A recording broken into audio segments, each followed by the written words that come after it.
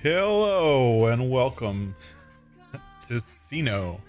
My name is Josh, this is the Gaming Joy channel, and we are into our next month, which is July. Which is, since we're in the southern hemisphere, July is actually December. So it's winter time. And there's not much to do. I mean, just really not much to do. Ever show you guys the stuff I added to this map? One of the cool things I added to this map is they have this like hallway back here. So this is part of the map, this dealership. They had this like hallway back here. And then they had this like drain that was in the hallway. And it kind of feels like a washing station to me. And I was like, cool. That's a washing station. Let's put a washer in here. So now it has a pressure washer. Which made sense to me. And then a bunch of these vehicles were all parked like super in the way, so I moved them. And then this dealership, like this work area, which is actually a pretty cool work area. Can I go upstairs? I've never tried. Oh, I can. Look at that. Fancy. There's nothing up here, but the dealership was like only like a small portion of this like, I don't know, what do you want to call it? It's not a dealership, it's a workshop area. Only a small portion of this room was like actually a trigger. Or was it outside? I forget. But I made the entirety of the inside, so you can see the like the stripes there, and stripes are there, and the stripes are all the way back here. It's because the entirety of the workshop is a trigger now, which is, I think, pretty cool. And if you go inside here, I went inside in the beginning, but there's some like funny stuff.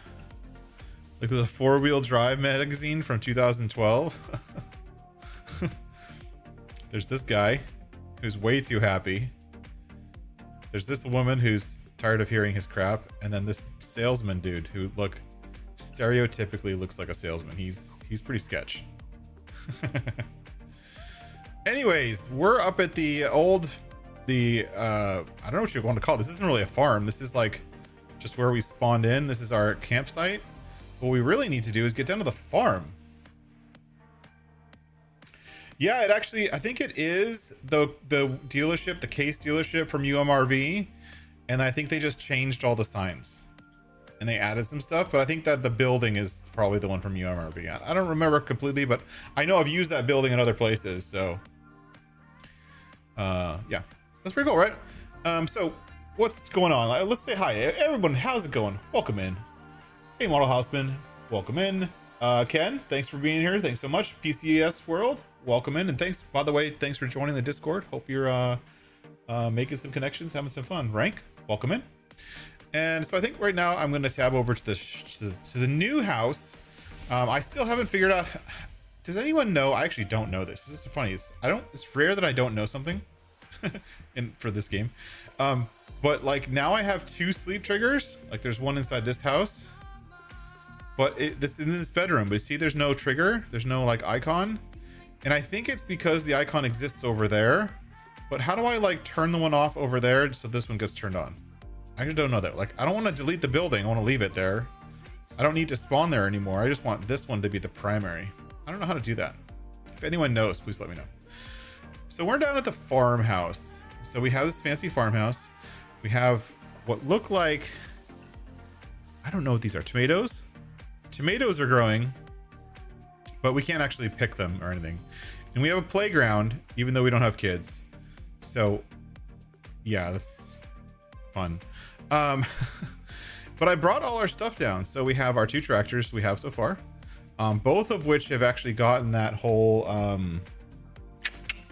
what's it called, we ran them both dry, so we've gotten that achievement, and they're both up to 150. This one is actually upgraded to actually 150. So it's the New Holland 150 now.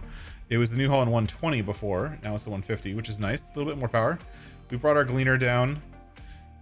We brought this header down, but I think we're actually gonna have to get the real gleaner header for doing contracts. And then our other gleaner header for now.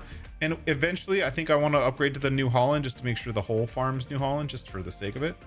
And then we actually have right here and is black beans, this little teeny tiny crop of black beans, which who knows? I don't even know. And then we have our meadow grass. And then I'm going to delete this fence because it's pissing me off. So let's go in here. Construction, demolish, delete.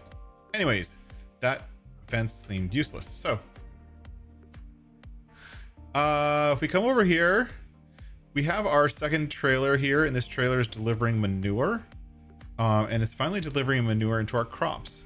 Now these crops would spawn over here. If we come over here, they would spawn over in this general vicinity. I think it's right here.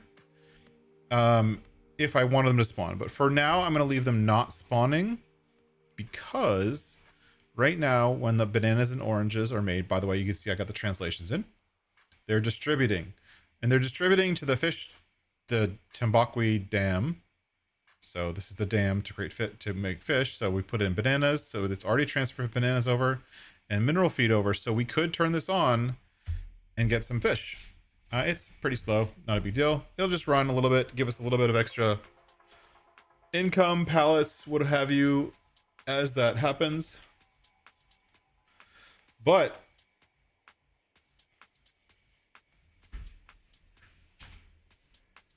that's the status. And Rank's making a suggestion as far as how to like getting rid of yeah, see, I'm not sure how to do it. I might just try to hack the save game so that the tent is there, but I no longer own it or something like that. Like transfer that tent back to the NPCs, maybe. I think there's a way to do it in easy dev. I don't really care. Anyways, what else did I fix? So last time we left when we were doing some work to this field, and we were cultivating. So I finished cultivating it, and I cultivated, I cultivated across the street here. Obviously there's some weeds in here now. We'll plant something in there at some point. Not right now, but at some point we'll plant something. And then this crop. So this crop has been the same, and it's looked the same completely since we started playing. Now the problem with this crop, I figured out. If we go to our calendar, this crop is millet. And right now we're into July, so it should be withered. The problem is it didn't get through its growth stage, so it never actually got to the right growth stage, so it should be withered. So what I think I'm going to do right now, because I don't want it to be sitting here this whole time, so we're going to use easy dev. I'm just doing this to make it, because what happened is the crop didn't have a harvest season, so it never actually got to the point where it was ready to harvest. And it's because they did the XML wrong. I fixed it because I'm good like that, but we're just going to make sure that it's withered. So let's come in here to easy dev. We're in this field. We're going to come over here. If you guys haven't done this before, this is how you do it. You go to this little icon right here. You go to set field fruit, and we're going to leave it as millet. Millet withered. So we're not going to change anything else. We're not going to buy the farmland. We're just going to do that. And what that should do is turn it into the withered crop, which is fine. And maybe, if we're lucky, that'll show up as a contract, and we can do that contract to get rid of that crop. Sounds good. Today, I also spread some fertilizer and... I also spread some fertilizer and lime on this field over here, which is our grass field, so we can mow it today. So if we look at our precision farming, come down here to precision farming, it doesn't look so great. Overall scores are pretty bad. We still have to like scan. We did buy for this one, but now that we have precision farming in our new one, if we have precision farming in our new one, we'll have to actually go through the point of scanning it manually. But this one we already bought, so it's fine. But if we look, I went through and nitrogen and pH are good. Now the one problem I have with that crop is here. And we're gonna come in and do a little bit of construction. So one problem I have with this field is grass. This is what the grass looks like on this map. Personally, I like the grass look, but we got lots of like shrubbery. And I want to plant over the shrubbery with grass. So we're gonna do grass. And I think it's over here somewhere. Grass, meadow, meadow full, grass middle, grass full. So if I come in here, and I think it's gonna charge me money. Yeah, so I can come in here and I can do that and get rid of those bushes, but it costs a good amount of money. Now, I don't necessarily... I'd like to do this for the whole thing, but I'm afraid of it costing too much money, essentially. Because I still have to buy a baler. So let's buy the baler first, and then we'll paint as much as we can and then go from there. Sound good? I would, and we don't have to do it now. It's not a big deal. So let's first buy the baler. So we're gonna make sure we reset, and then we're gonna buy it. So I have a new baler. I've never used this baler before, except for taking the screenshot the other day. And since we have this part of this whole process is round balers, I have two to pick from. I have either this one, which is only $2,000, right? But it doesn't have like the nice coloring, but it's kind of like an old one. I haven't used this at all, but it looks pretty cool, right? It'll do up to 180s, which is kind of crazy. It's only $2,000. The other one, which maybe we'll get later or not, I'm gonna leave it up to you guys actually. So we have the New Holland 658, or we have this one. And so I actually colored this already because, yeah, so it came like this, and which is fancy and all. It's okay. I like the look of it, honestly, but it is $51,000. And I'm not sure if I really want to spend $51,000. I could also get this in regular New Holland blue. Here and then go there. Apparently it's making everything metallic, which is super annoying. So I can get this in black if I want. But I'm not sure what to do. So Ken never sees diamond shaped bales. This one is updated to actually do 125 and 150, which is pretty cool. But it's gonna cost me $50,000 to get it. So I'll put it out to chat. I'll let you guys think about it. And while you guys are polling on it, old red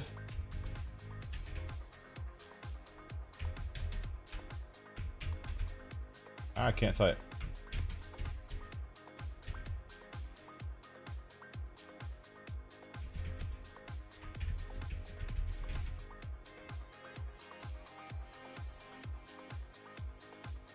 Okay, so while you guys are voting, those are our two choices.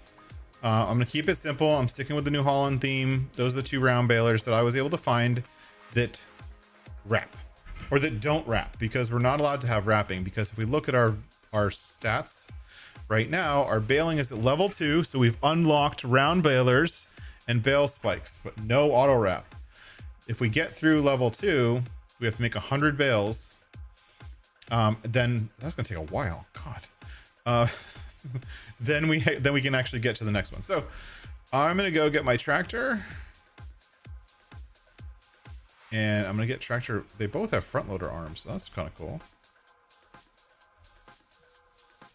We're gonna head up to the store, and I can't hear the game at all. Can you guys hear the game? Oh. On the game volume seems to be set wrong. Hold on. I was like, why am I not hearing myself walk? It's this.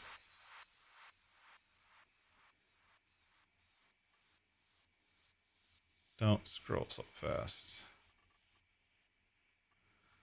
Where's the volume? There it is. The volume is the wrong volume. Sorry about that, guys. There we go. We're gonna head up to this store. You guys pick which one I'm gonna buy, and we'll use whatever baler you want. I am a dummy, and I forgot to add the round baler auto stop thing, which is one of my favorite like gameplay additions.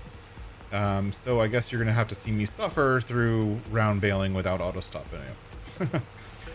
That's the whole purpose. Welcome in, everybody. Thanks for being here. And let me know what you want to do on that vote. Looks like the old New Holland red one is winning.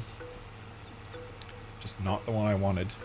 I actually wanted to use the newer one, and I made the VPW version of the newer one because that's what I thought I wanted, but you guys choose whatever you want. Now let's take the shortcut through the woods.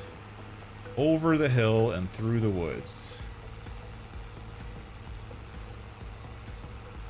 The hill's a little bit less severe if I go this way.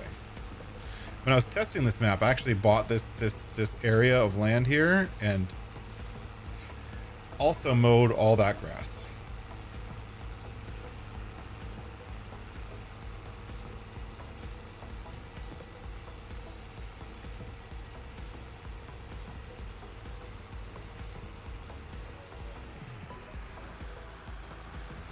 And I also fixed all the translations too.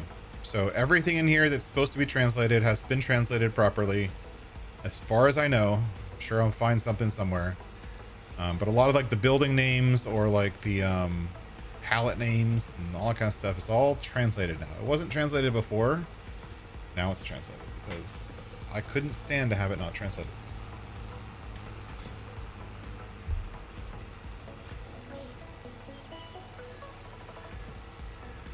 So let's head up and get that baler. So we'll see what the vote is. Ooh, it looks like it's a heated battle there. New and fancy or old red one?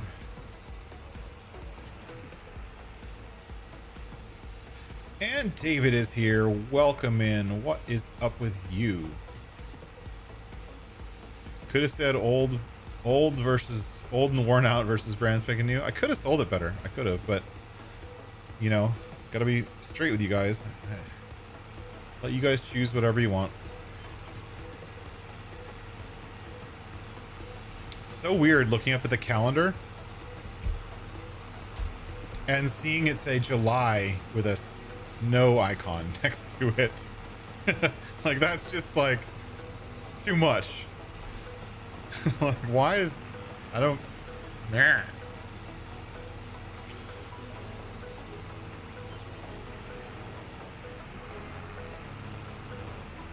Oh, and Stream Elements says, thank you for subscribing, King Dylan. If you're watching, welcome to the stream, welcome to the chat, and welcome in, sir. Hope you're having a great day, and thank you very much for subscribing. And we're here. So, what's the vote? I'm looking up, and I see Old New Holland Baler. All right, 7 votes, that's good. So we're gonna get the Old New Holland one, I guess. Which is even more reason to get rid of it sooner than later, because it's not gonna be fun. So we're gonna get the Old New Holland Baler. I don't know what the difference between the 58 and the this is the Fiat Agri one. So we're gonna just use. It's just a number. Like, is anything else changing? I don't understand. Like, why would you have 2 different versions and the only difference is the number? That's so weird. Dropper, yes. Oh, I can turn on and off the dropper thingy. That seems like a good option. All right, here we go. We're gonna buy it. Okay. At least with this one, I can do 180s.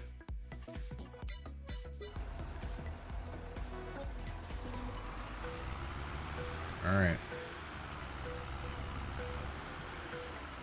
It only requires 100 horsepower and I have 150, so I think I'm good. But I cannot prove or disprove that this baler actually works well. So if it doesn't work well, we're going with the other option. But I will give it a go.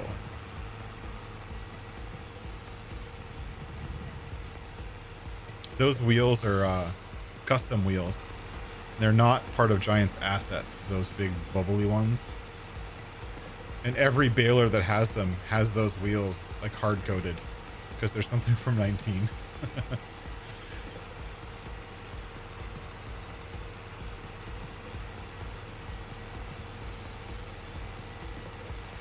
No, Ken. That's a great question. Ken's asking if I had an issue with this baler before, and the answer is no. I've never used this baler before. I downloaded it yesterday to when I realized that I wasn't set up for the stream and I hadn't even gotten any New Holland balers. I hadn't tested them out. I haven't tested this one out. So we're testing it live. So I have not had any problems with it. but we'll see. I am excited that it'll do 180s though. But because I personally almost always use 180s, but the counter is true, because if I do 125s, the smallest bales, that does mean I'm gonna have to pick up more bales. But that also means that I can move on to square bales faster. As far as like the goal of the survival skills is, like, I have to make 100 bales, and I'm gonna get to 100 bales much faster if I use the smallest ones. So there's that. We'll have to go up to the store at some point and pick up a bale spike. I think my intention was to bring the front loader arm with me and get a bale spike while I was there, and I completely forgot. Yeah, this whole area is cool. This whole area is purchasable, and it can be, you can do forestry up here, which is pretty cool. And then, like, I'll show you where the lines are. Stop here so you can see my arrows. So I'm right here. You can see these, like, it's actually real. This is from a DEM, like, satellite imagery. And the farmland borders, like, go along the road pretty well. I could probably fix it a little bit better, but whatever. It's pretty well. So this whole thing right here is plot 25. And this is $195,000. And I would probably go into this plot if I had a fermenter. But since I don't have a fermenter, I kind of don't want to get into it until I can unlock the fermenters. And so we have to unlock the fermenters first. But this whole area where it's the crop grass is all this piece right here. And then the other piece, which is right here, is also purchasable, but it includes the rice field, and it's freaking expensive. $642. We could actually add like more than one plot of land, so like the rice field is his own plot of land if we wanted to. I haven't really decided whether or not to edit the map more. It's kind of a cool creature shape, yeah. But for now, we'll leave it as is.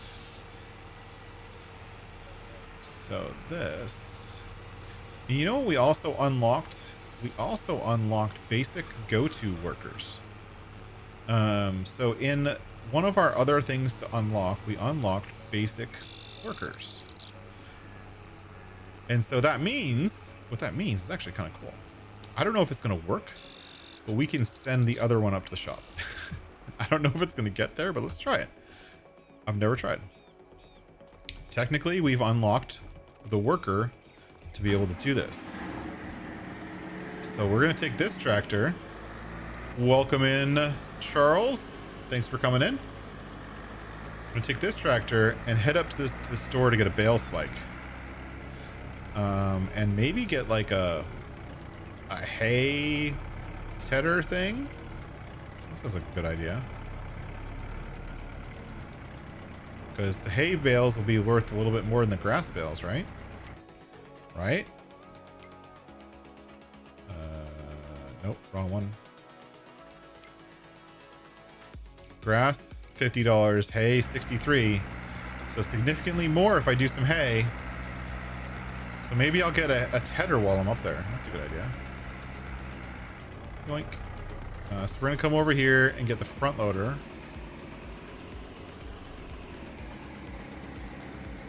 And we're going to drop the bucket. Put the front loader.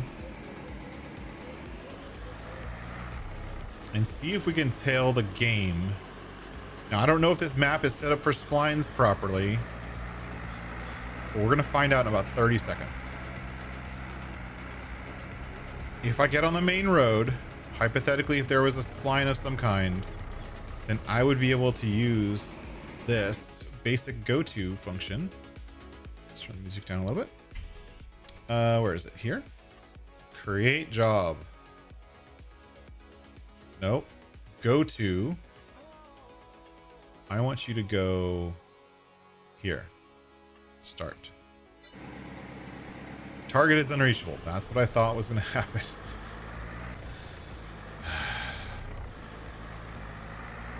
That's what I thought was going to happen. And I haven't done auto drive for this map yet. Like, I haven't done the work to set up auto drive, even though I think it's not even installed, because I can't use it yet. So we're gonna have to drive up there and get bale spikes and a tedder. Let's do that quick, and then we can come back here and do all our work. How is everyone tonight? I hope everyone's doing good. My apologies on the delay for the stream until tonight. I got busy with interviewing and all that kind of stuff yesterday, and then didn't have any time to prep for the stream. I was working a little bit on the survival skills mod, trying to get the next version of it ready. And then for whatever reason, I just couldn't get it ready in time, and I just didn't feel up for streaming last night. So I didn't push it tonight, but tonight I got a little bit extra time to go, so we can stream for a little bit longer. So my apologies for missing last night's stream, but I'm here now, and we'll keep going forward. There are no new updates on the survival skills mod. The one we're using is the same one we had before, so we don't have the few new skills that we talked about last time. I'm working on adding those and adding functionality to make those work. All of that stuff is one of the reasons why all this cool stuff, all the great ideas we came up with last time, is the reason why we didn't stream yesterday. Is because tons of great ideas, and by adding them I broke some stuff. Couldn't get it fixed in time. That's software development. It's kind of how it is. You have an idea, you add some stuff, and then you test it, and then you fix it, and then you get it running again, and then you move forward. Like, that's just the life cycle. But it is what it is. Thanks for being here, folks. Wow, 10 people watching. That's awesome.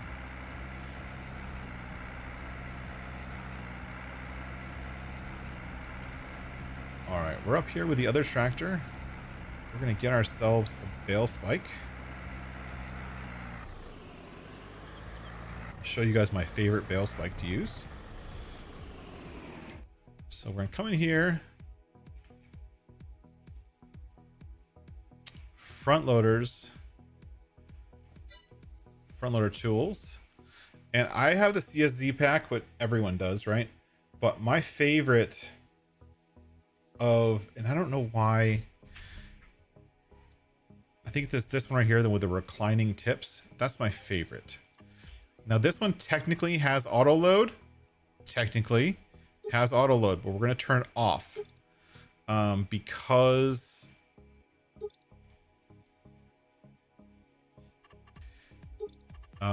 we don't want it. So we're going to make a longer tips. I like the longer ones. Attach your front loader, and we're going to buy it. It's only $100. I love the fact that you can recline the tips. You can turn, and so it's not poking out. I love that.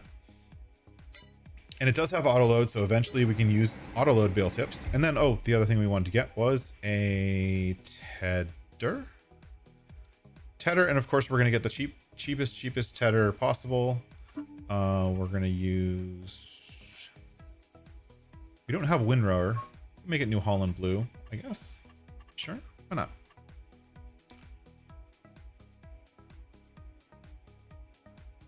Buy. I was looking at the money. I'm like, oh no, we don't have enough money for this. All right, so we have two things to grab. Grab them both in one trip because I'm smart.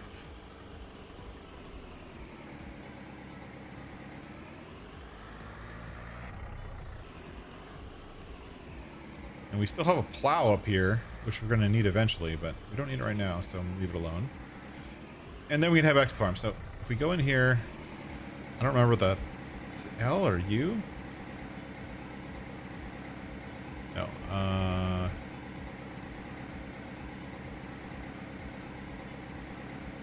have to open my menu, sorry.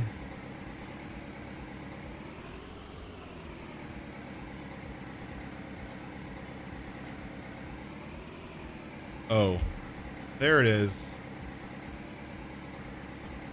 So we fold the tips up. So see how they're pointed up? So if I just raise this up just a little bit, I don't have those tips, the bale spikes pointing out at people, which is really, I think, handy and useful. Someone new in the chat, Ravenhawk1, not Ravenhawk2, Ravenhawk1. Welcome in, sir. I see that you have a football helmet of some kind. I think that's a football helmet, football player on your icon, but welcome in. Thanks for being here. Welcome to the chat. we're on Sino and playing my survival skills challenge. And today's part of the challenge is we're going to start leveling up our grass work / bale work abilities and try to unlock square balers, because this map has lots of hills and I don't think round balers are the best bet for everything on this map. And eventually I want to get to using something like the quick bale, where I can just have a round baler that wraps everything and be done with it. Or even a fermenting silo. We haven't even put fermenting silo in the whatchamacallits.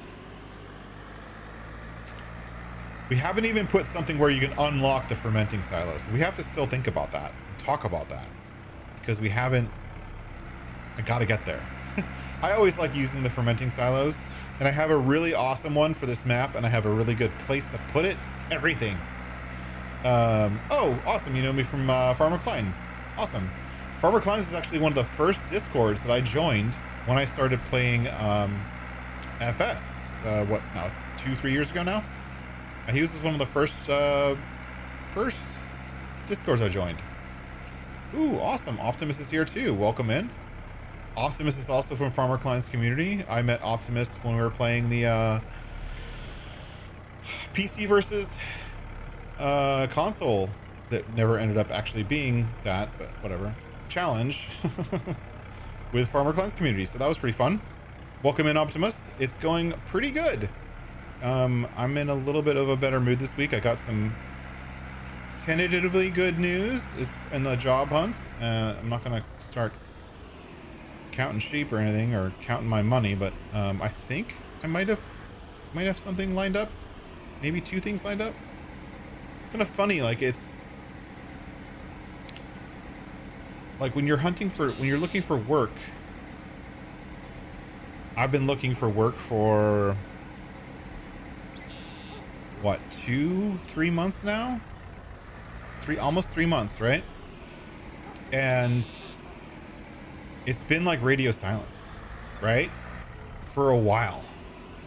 And like the past month has been super draining, just mentally and emotionally draining, because, you know, I go for like an entire week without getting any interviews or, you know, having anyone respond to my, you know, things. And it's draining. It hurts, right?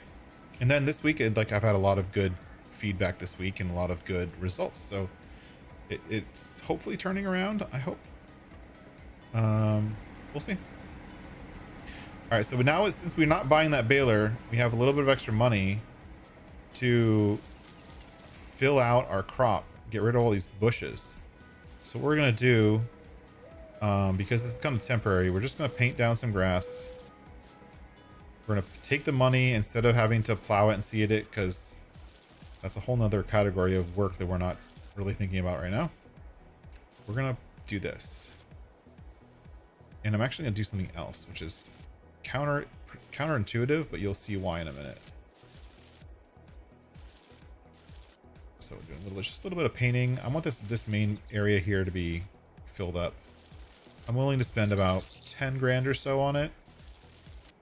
So maybe when we get to 40, we'll stop.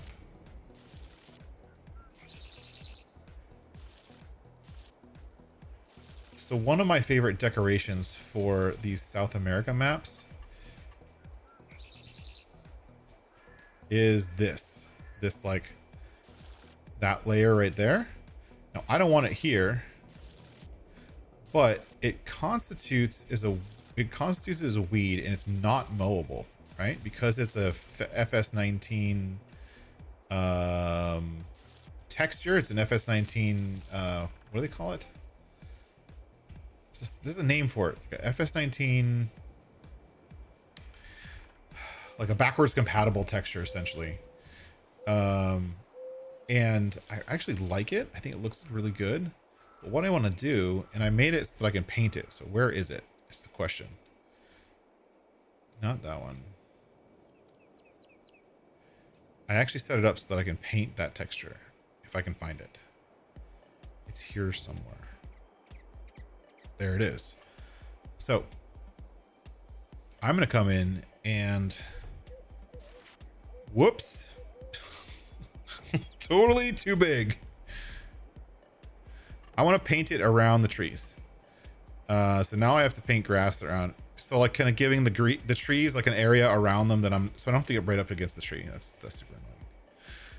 So where's the grass? Oh. So now I have to like feather it in.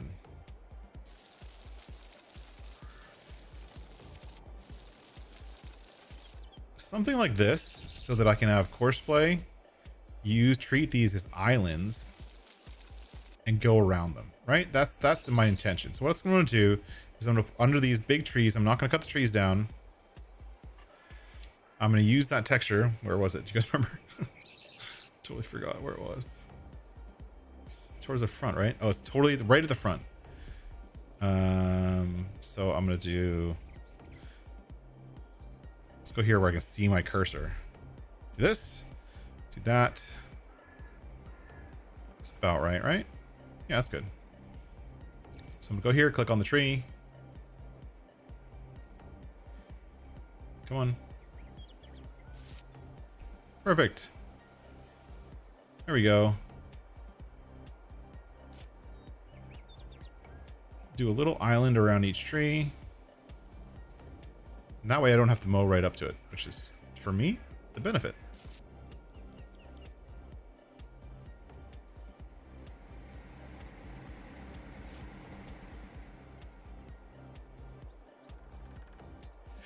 Yeah, you know, it's some ways like it's not that it is detail, but it's also like comfort when playing it. I think I don't mind when trees are in a field like this. So like my style of gameplay, right? You guys have probably seen this a little bit here, and I'm just gonna finish up the grass thing, even though it's gonna cost a lot of money. My style of gameplay is I don't mind doing things like this to make it look or feel or work the way I want. In many cases, I'll end up using like free paint anywhere in many of these cases, so I don't have to pay for it. But the way I look at it is like I'm on the map, I'm playing the map. It's my map, not yours. Like I'm willing to go into GE and fix stuff too, you know? Like that's just who I am. Here we go. Almost done. Still have money left.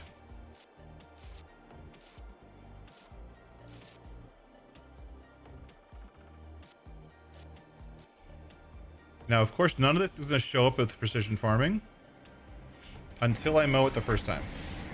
So that's what we're gonna do now, and we're gonna mow. And we're gonna have some fun, and we don't have any kind of GPS unlocked yet. We talked about that last time, and I believe the straight line GPS here. I have to pull up my notes from last time. So to unlock GPS, first phase is basic lines, so 90, 100, whatever. And that's in my notes from last time. And so we can't unlock that until we get to a total travel distance per machine. Since we don't have any way of accurately accounting for that, we're probably going to initially just do basic travel distance or basic usage rates. So for this one, for this tractor, we're at 25 hours. So what do you guys think the first level should be, which would give me how many hours of tractor usage do you think gives you enough knowledge of using a tractor to say, hey, I know how to get this thing to go in a straight line now. I'm gonna enable that feature because I know this tractor well enough. What do you guys think it'll be? Shout it out in chat. Let me know what you think. If we have some contested ideas, maybe we'll put it up for a vote. And this sign is totally in my field. What do you guys think? I mean, we could just call it 25 hours, which I just hit, and that gives me straight line usage. I don't care. You guys choose what you want. If there's a mod in here, you guys can also put up polls, right? I actually don't think there's a moderator in here yet. There we go.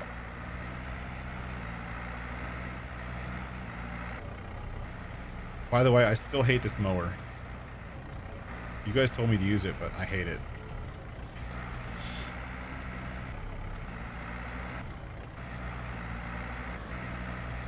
You think 25 is good to unlock straight lines? Maybe 50 to do track guidance? I'll go with that. What do you guys think? Have we unlocked straight line guidance?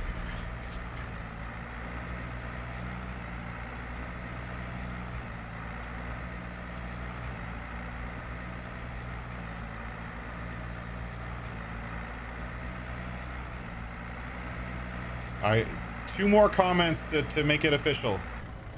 Two more people saying yes, we've unlocked straight line guidance, and we're gonna make the number 25, and I'm gonna write it down. 25 hours. I wrote it down. Two more people.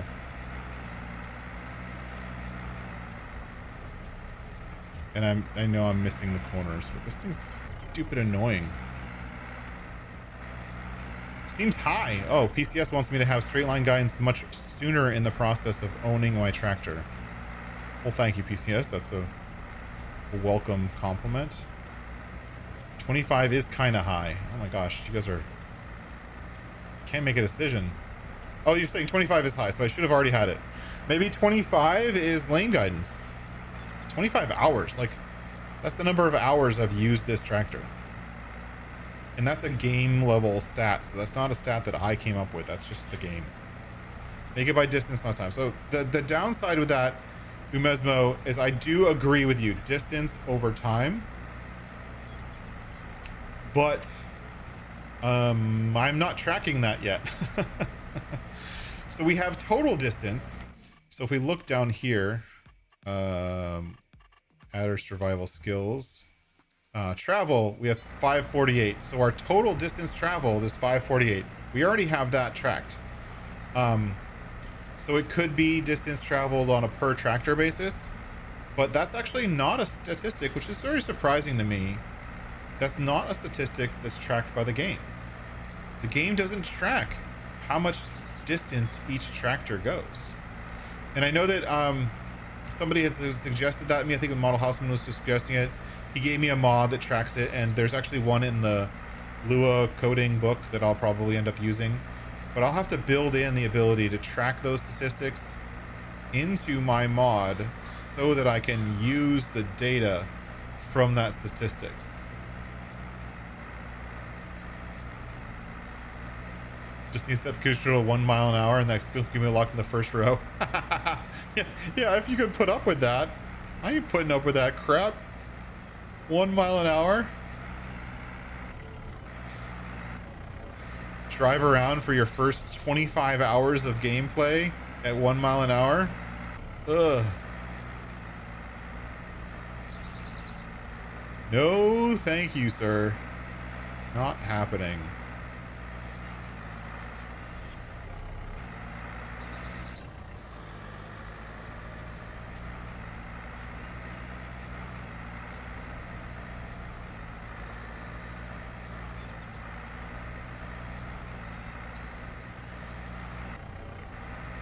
Driving across this guy's field. I don't care.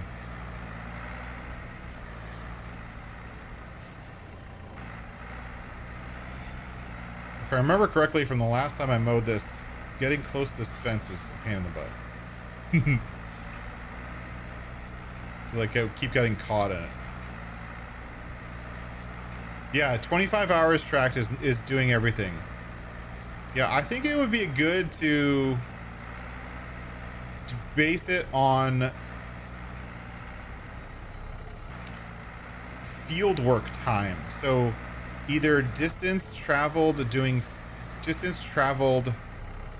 all together, or distance traveled during field work. And which means that we would be adding a very, very specific distance measurement and needing to track that distance measurement somehow, even though the game doesn't track it. Like, the game doesn't track that.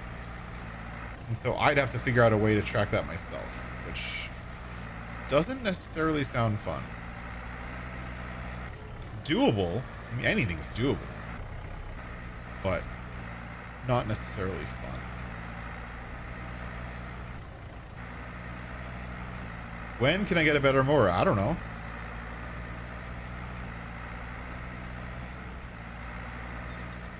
I think we talked about that last time, and we were gonna do a skill. We were gonna do a skill for tools, and we were gonna have one skill for each tool, and we were gonna have like individual limits so that I can level up my mower. I can get a different mower or a bigger mower once I have enough hours doing that skill.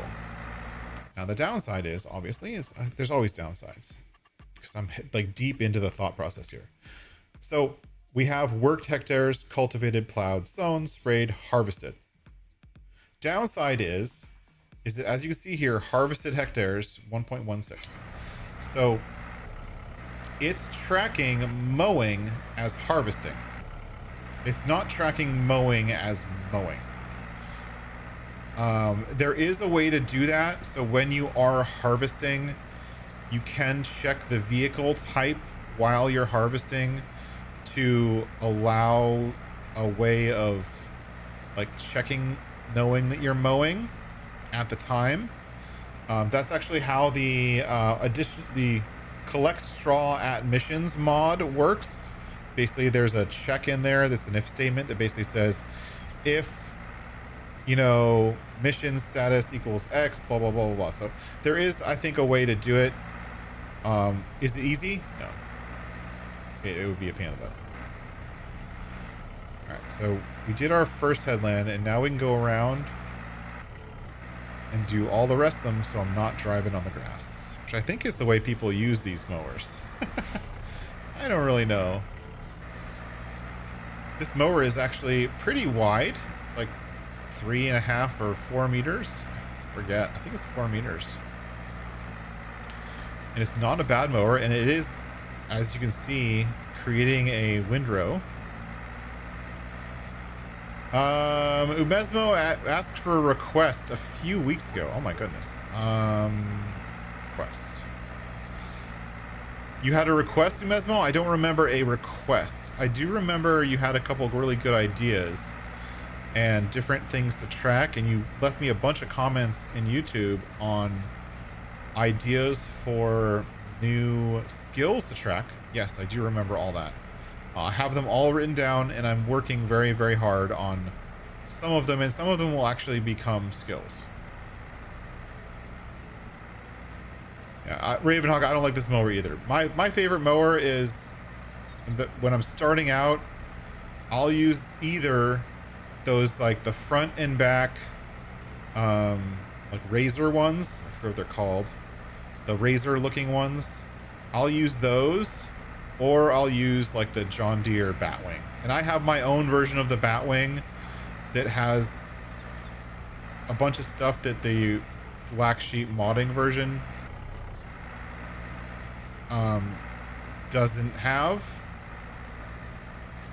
Yeah, that's my favorite. Let's see here. Look, I think I have it in here. Mowers. Do I have it? Yeah. So mine is colorable. So my version of this thing is colorable. And then the wings on my version are flexible. Unlike the regular one where they're just like, they just act like a piece of plywood. Mine, they're flexible and they contour the ground.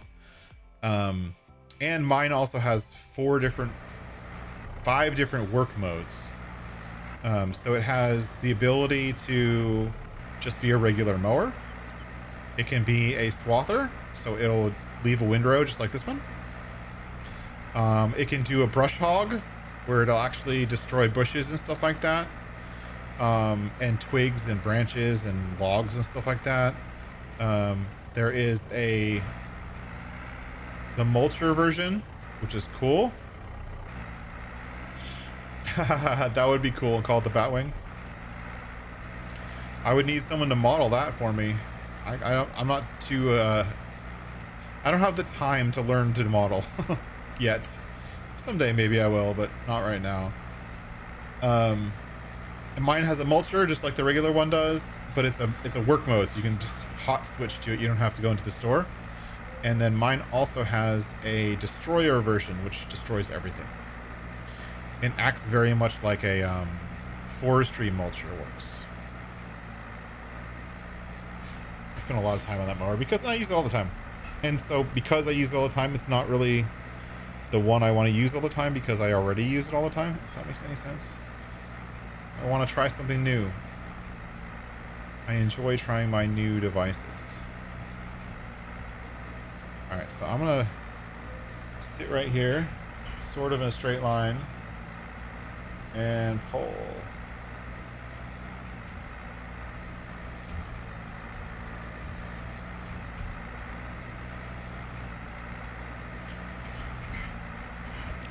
Here's the poll. You guys can vote.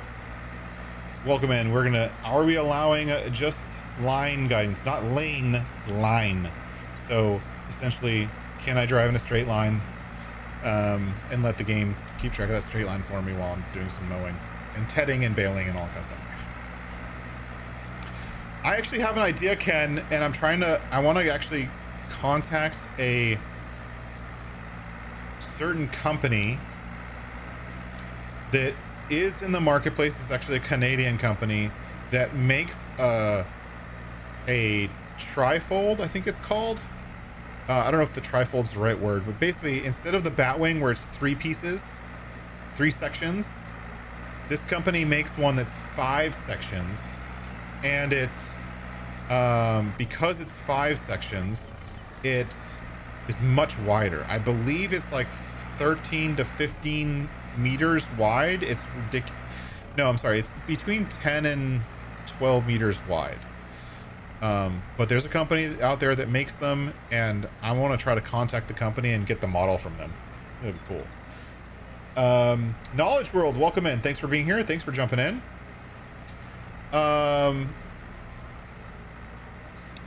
This is a PC game. This is Farming Simulator. Farming Simulator is available for mobile platforms as well, but this is the PC version, and I'm using mods that are not necessarily part of the game or part of the base game. So there is the game that you get from Giant Software, which is Farming Simulator 22, and they provide a significant number of mods themselves. But then there's also people in the community like myself who create mods for this game.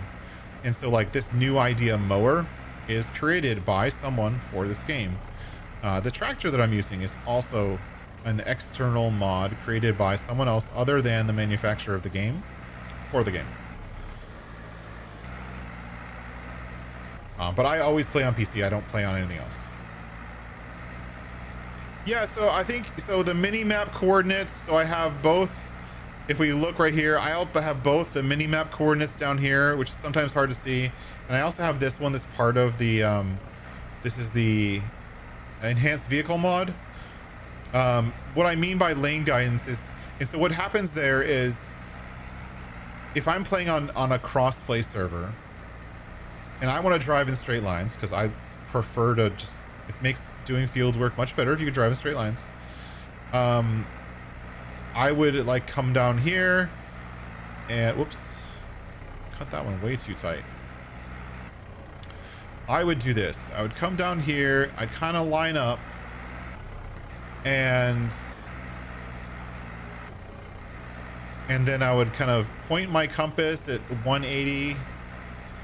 Like, see, I'm getting really close, and then I'm going to go forward in a straight line, and I'm just going to try to keep it at 180. But because the ground undulates and it's not perfectly flat, you know, it kind of like wiggles and stuff like that, and it's really hard to stick to that line, and you end up spending all of your time like just really trying to get that line. And I'm on keyboard specifically, so I play with a keyboard and mouse, not with a controller. So and keeping a straight line on keyboard is a little bit harder. I think it's somehow on console, when you're playing with a controller, it's a little bit easier. I don't know why, but from what I understand, it's a little bit easier. Anyone who plays on controller, you can confirm or deny. As Mesmo says, crawler tracks actually make staying in a perfectly straight line on console very easy because they don't waver as much as the code in the game is set up to make the tires waver. If that makes any sense. But what I'm talking about for line guidance and the vote above is that I have a tool or a mod called Enhanced Vehicle. And Enhanced Vehicle, and I'll show you guys, I won't use it, but I'll show you guys in a minute. But basically it means that I can, just like a GPS, I can lock in to a specific heading, and like some people, I think in the farming world, sometimes it's called auto steer. Most people outside of the farming world think of it as like actually GPS or auto drive or something like that, like something that's controlling your whole steering system. But in the farming world, it's usually called auto steer, and there's a very mechanical version of it, which basically, from what I understand, it hooks directly into your steering column to control your steering wheel, and then it uses a GPS heading and tries to keep you going straight, right? And so this mod that I'm using has that functionality, that code in it, that allows it to keep a perfectly straight line. And I'm not using it now because the whole idea of this whole playthrough right here we're doing is that we're trying to level up. So I buy a new tractor, I'm a new farmer, I don't know anything, I have no idea how to use GPS. I've got to get used to my tractor first before playing with the extra features or adding additional features to that tractor to get something like GPS. So that's the idea. And of course we're role-playing that concept because I already have the mod. I use it all the time. But we're role-playing that idea in this playthrough. So with the mod that I have, the GPS works like this. So I can come in here, I'm really close to 270, I'm gonna hit my space bar, and then I'm gonna hit the cruise control to move forward. And as you can see, it's moving perfectly straight at 270. If I turn my wheel and lock it again, it'll go to a different angle. That's what we're talking about. So are we gonna unlock that? Yes or no? It looks like it's leaning towards yes. I'll let the poll go for another 5 minutes. And then as soon as I get out of it, it goes away. So, but that's like an add-on, right? That's an extra feature. That's something that you'd have to, in my mind, you'd have to like skill up to be able to use it if you're, yeah, good call, Ken. Finish mowing or finish everything? You could do it as a reward, sure. Finish mowing or finish windrowing and baling also. Because we're going to ted this grass and then we're going to bale it, which could also benefit from the straight lines. You think mowing? I think it's a good call. That's a good reward system. And being that I did the extra work to fertilize and lime this field, if you look, our harvest is really good. Looks like we're getting like a 125% harvest. It looks like the yield is very, very good.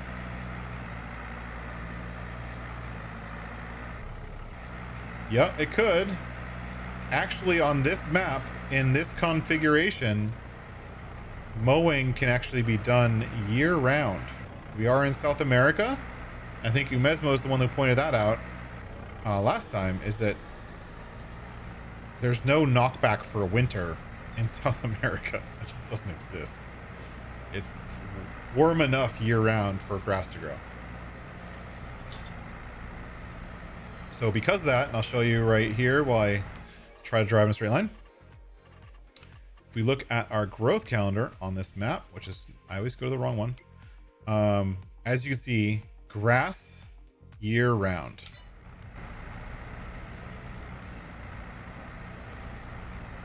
So there's no knockback for winter on this map because logically it doesn't make sense. I wish more maps would do that because the whole knockback for winter thing really only applies to, you know, areas that are not near the equator. If you're making a map that's near the equator, there's no reason to have a knockback for winter. It doesn't make sense. He only snows from the fridge. That's good.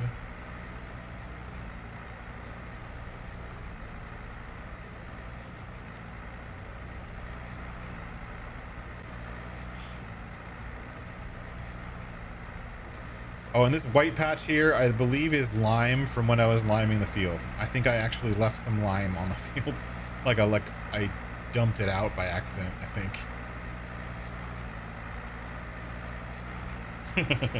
Oops. Oops.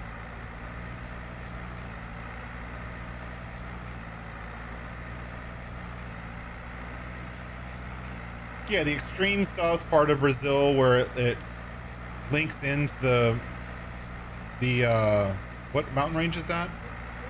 All the mountains that are in the border between Brazil and Peru and all of the countries around that mountain range. It's not the Alps, is it?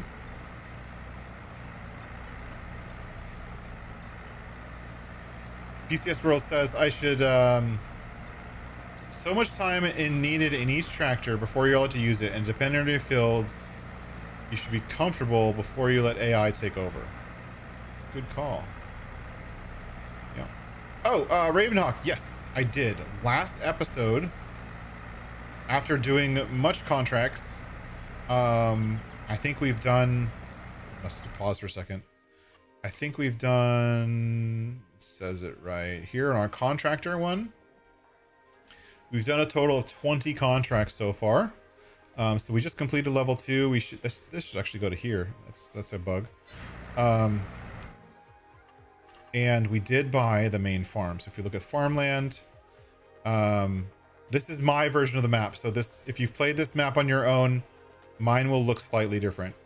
The slightly different part is that you start with this field right here, and you don't start with anything else. I've bought plot 30 and I bought plot 26. So plot 26 is the main farm. We were just there earlier today. If anyone would like to see it again, I can run over there if you want. Let me know. But we did buy the main farm, and I'm actually really happy because the main farm has 2 productions, so we can start working on our production skills.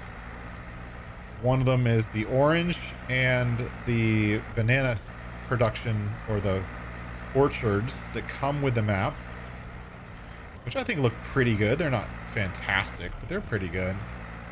And I was happy to be able to unlock that, because we also unlocked and paid for the Tambaqui. I'm not sure if I'm pronouncing that right. Fish farm. And so the bananas and oranges get delivered to the fish farm, where they're used to create fish. Can you make something with the number of mowers? Yeah, so I think like leveling up your mower, if we end up doing something for like we're talking about for cultivators, or whatever, the idea last time that we started, whoops, totally hit that tree. The idea we started talking about last time was that for each major, not all the minor ones, but each major equipment that you're using all the time, and one that we're tracking, again, it has to be ones that we're tracking. So right now mowers is not tracked, but we'll try to figure that out. For each major activity you're doing on the field, cultivating, plowing, spraying, and harvesting, you'd have to level up the number of using the worked hectares to level up the size of the equipment you can get. So Maybe you'd start off with, you know, 3-meter cultivators and 3-meter plows, and then go from there. I could use the Vermeer mower, of course, and I could also upgrade to like a 2 mowers, like a single mower and a side mower, and then maybe upgrade to a butterfly mower. So you could have to skill up to be able to use multiple mowers at the same time. You could definitely add that in. But I'm not going to add it in yet until I know that I have the ability to track that information in the game. So until I can actually track how many hectares you've worked mowing, then I'll add it in. So once I can track that, I'll add it in then. But I don't know for yet, so we won't. And then yeah, obviously a forage harvester that mows grass, that could be something you unlock. Maybe the big unlock is the like the big M is your final unlock. Forage harvester mowers, I think the biggest one that I've seen on Mod Hub is a 6-meter cutter bar for a forage harvester that's running a mowing head. There are bigger ones that are more unrealistic. The biggest one that I know of is the New Holland folding cutter bar, which is actually on here. I think I have it in here, which is this one. And this is 6.2 meters.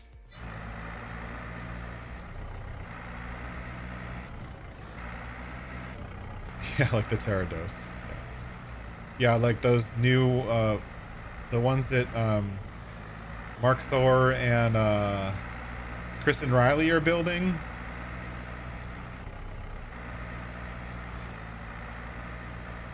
Where they're turning a sugar beet harvester or potato harvester into like a I can do anything kind of vehicle. Yeah, we could do that if we wanted to. For a lot of like the skill up stuff, the final level of the skill up is going to be unlocking the unrealistic stuff. So unrealistic capacities, unrealistic vehicles that don't make sense. The final level will be unlocking that stuff. I had originally built this whole idea, like this whole idea, like see how these level 2, level 3, like we're already on level 5 for farming because I have it way low. And I don't think this is actually calculating correctly. I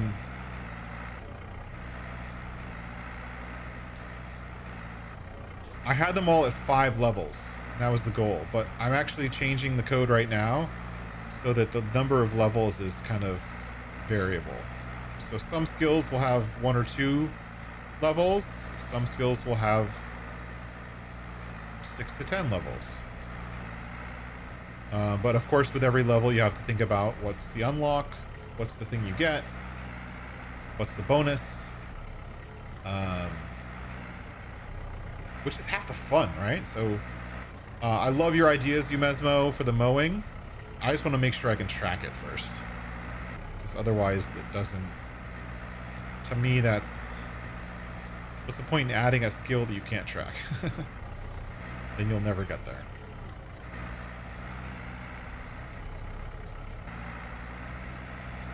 Welcome back, Rank. Thanks for coming in again.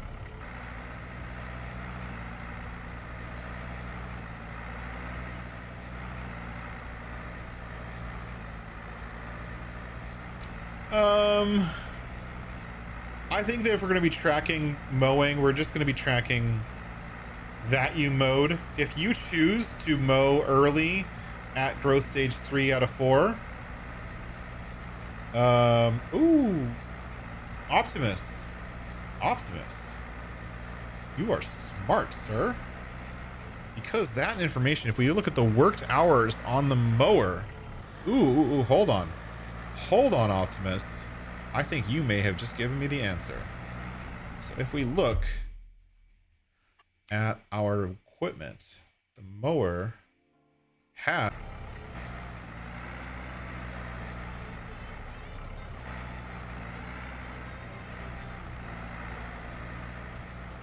There we go. I'm back. Sorry, I refreshed it. You guys hear me now? I refreshed my stream viewer, I guess.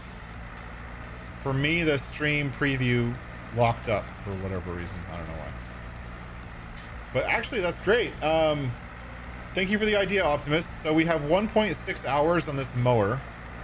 And so hours on a mower is a finicky thing. But what if we had like the first level is 5 hours, right? Because for me, on a small field, I've used this mower twice now. This is the second time I've done a mowing harvest with this mower. It's only at 1.6 hours. So like 5 hours would be probably a good measurement to be able to upgrade to the next level. And then it would be 5 hours each time, right? You'd have to use a particular mower for at least 5 hours to upgrade to a new one. That's a good measurement. And that could be an easy measurement that we could track for any tool, actually. Is that when you buy a mower, you can't upgrade to the next level, or buy a tool, you can't upgrade to the next level or the next level of that tool. And we could have progressive levels in terms of shapes, size, features, whatnot. You can just do it based on the hours on that tool. That's a really great idea.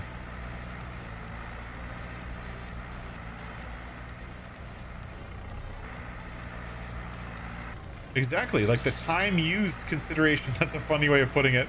It's a very technical way of doing it, but like you can't upgrade your you can't like upgrade your, you know, you have to actually use your equipment before you can upgrade it. So maybe it's like you can upgrade your tool once per season, and for individual tools you have to put, you know, 5 to 10 hours on those tools overall. And I think the only way to speed that up would be getting more land yourself, or getting more doing contracts. So hypothetically, this map doesn't have them, but if this map had grass mowing contracts, remember this idea is to play this thing on any map with or without the availability of contracts. So I think the idea of not being able to upgrade until you've used a particular tool for X number of working hours on that tool, I think is a great plan. Because that means even if you're doing like a no man's land start and you want to play this game mode, then you really have to put in the time using that item to upgrade it. And maybe on a map like No Man's Land, that means you're going to be able to upgrade your mower pretty fast. That's cool. No big deal.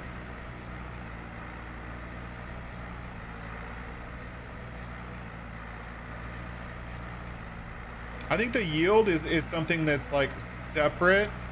I don't necessarily think the yield and the upgrade path of the equipment is the same. Like, I don't necessarily know if those two things need to be tied together. I think the yield is more of being a good farmer, right?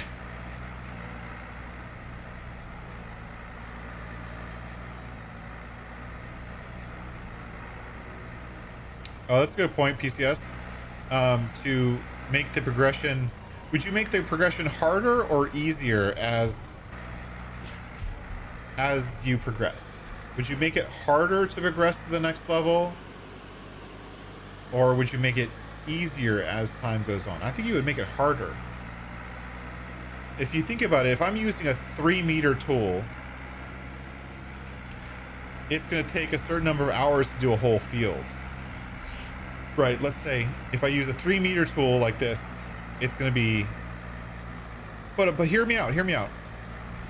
If you're using a 3-meter tool, 4-meter in this case, I have... Where's the word? If I can find it before I have to turn. Gosh, where's...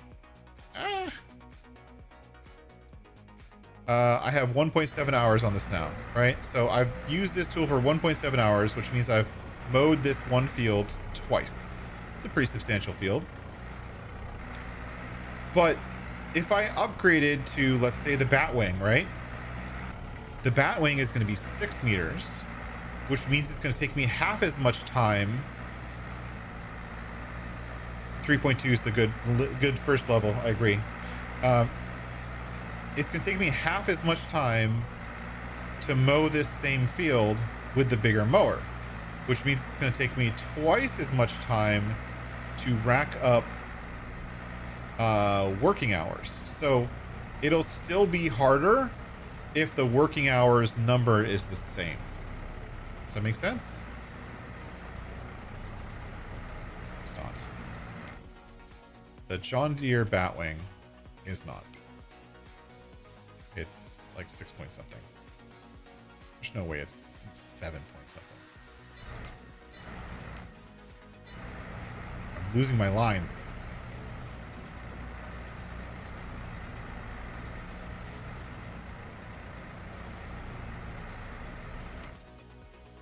Oh, I love using the tandem with the 2 bat wings. That one's so much fun. I love doing that. That one's super fun. Where's my batwing? 6.2 meters. 6.2. Not 7.6. 6.2. The batwing, the one that is a batwing style mower that is 7 meters is the other one, the Gyrax. The Gyrax one is 7 meters. And that's the one that has many more wheels on it, and it's not as cool looking. Yeah, the old one might be, but the current one that's the HX20 in this game is only 6 meters. I think the HX20 is supposed to be 20 feet, right? Is that right? 20 feet equals 6.2 meters. Anyways, it's only 6.2 meters. It'll actually mow about 6.4, I think. But the working width as the game is listed is 6.2. I think you can stretch it to about 6.5 when you're using it. Like if you're using some kind of lane guidance. I usually stretch it to about 6.5. Yeah. But that said, I think if you guys didn't hear me because the lag, Optimus gave me a great idea. I do think the working hours on the implements before you upgrade is a great measurement. Actually, I want to see. Let's look real quick. I'm gonna go look at my equipment, see how much I've used stuff. So like this header, I did that one field and it's only 1.8 hours. So I can't move to another bigger header until I get 5 hours on this thing, which means like we spent an entire stream using this header and we only got 1.8 hours on it. I worked after stream and I was using this header. This header has 1.5 hours on it. And I think it took me 4 hours in real life harvesting a field. So like the fertilizer spreaders and stuff like that are much better. But I think if you're just talking about implements that do field work, the working time is good. Well, that's the thing is this challenge, I believe we've set up this challenge where initially you can't lease anything. And I think we're setting it up so that over time you can unlock the ability to lease, but initially you can't. And I don't remember what we were basing that on. That's a good question though. What should we base the ability to lease vehicles on? Did we talk about that? I don't remember. I feel like we did.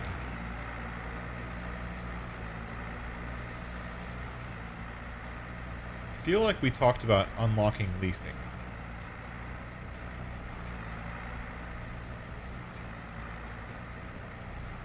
Oh, I almost got that.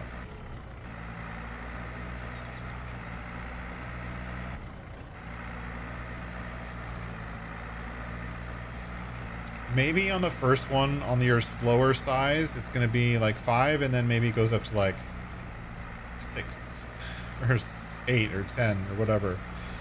But I don't want to get it to a point where just to upgrade to, you know, especially for something like cultivators, if you have to start with a 3-meter cultivator, you know, because there's a million of those on Mod Hub. It's like everyone's first mod is a 3-meter cultivator.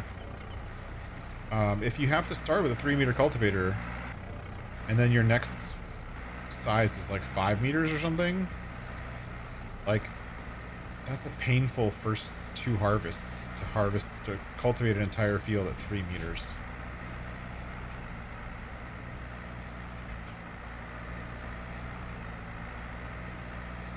Yeah, it doesn't have to be exactly. It doesn't have to be set, and for that matter, it can be level based. It can be based on your difficulty level. So if I'm here on hard economy, which is essentially hard mode, and it doesn't have to be economy, it could be a setting that we put into the mod. But let's say you're on the hardest game mode, then maybe 5 hours is the setting. But if you're on easy, maybe it's only 2 hours, right? It could totally be based off of how hard or challenging, like we're doing the survival skills, and we could put a challenge level in there and have a easy, hard, not much of a challenge. We could have a level and system in there. That would be easy enough to do. And then we could alter all of the goals based on level.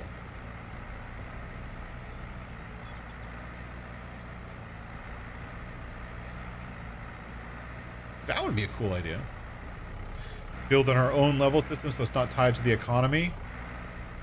The problem is that some of the stuff that we're going to end up doing, especially from like the entrepreneur or selling, some of it is based on,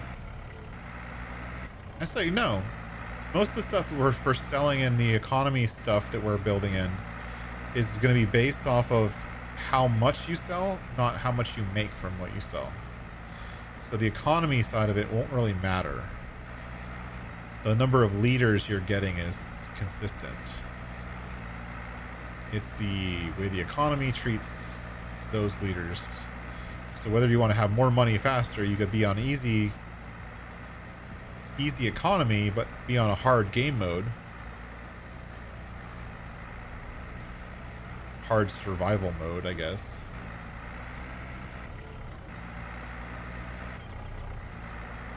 Oh, is that what it was? Wait, let me look. Did I build that in? I didn't add it to the notes here. But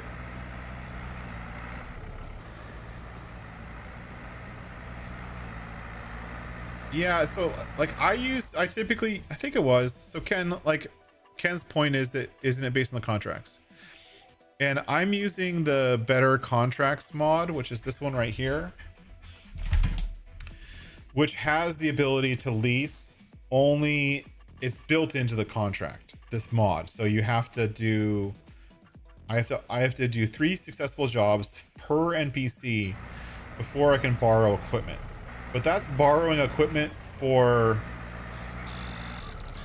contracts. What about just leasing your own equipment?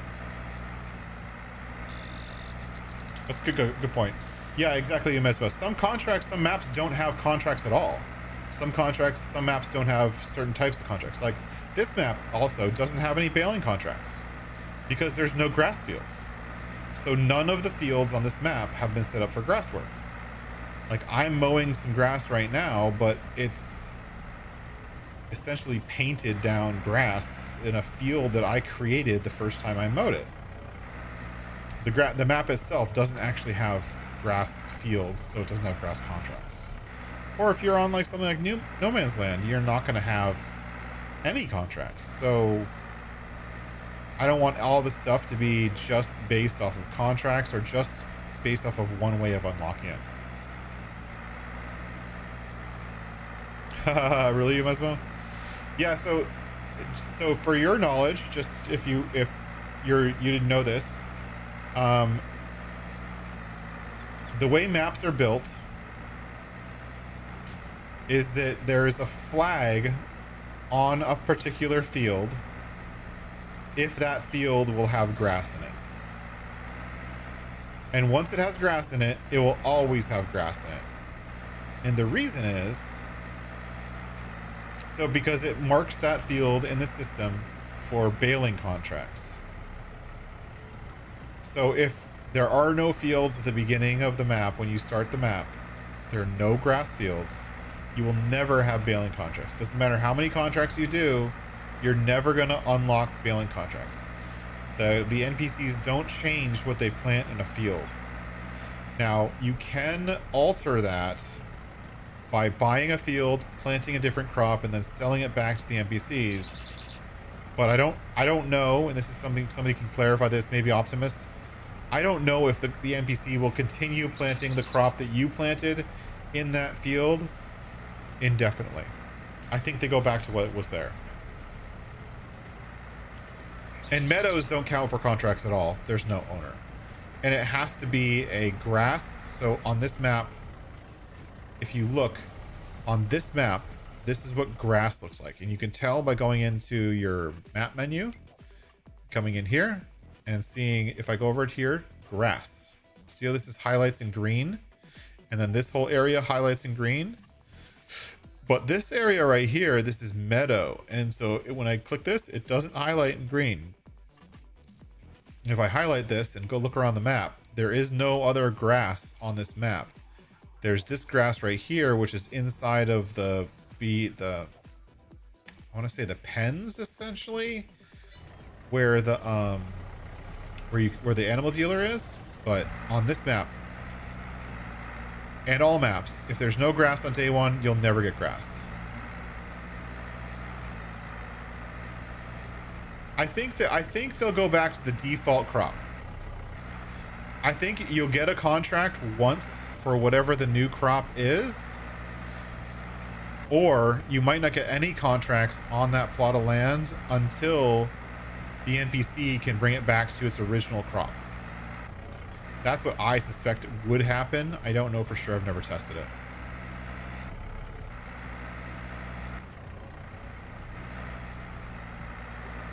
With a scythe? Yeah. Could. I mean, the first one could be, you know, you can only use the scythe style mower. Scythe itself, which is that mod that has the guy who looks funny doing the scythe, which is a weird mod. Or a scythe style mower. There's like razor bar things. Cutter bar, that's the word I was looking for. The cutter bar mower.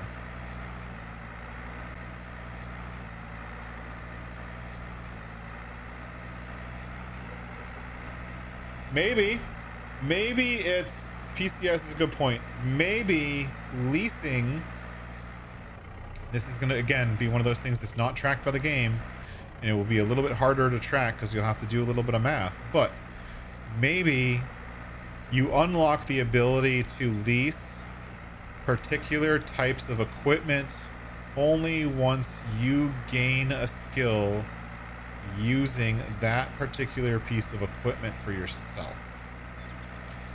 So if I totaled up over time all of my usage of a particular type of equipment, then after I get to a certain level, then I'd be able to unlock it. Now, the problem with that, and I see Jack Sarge, I see you joining in, welcome in, thank you for being here.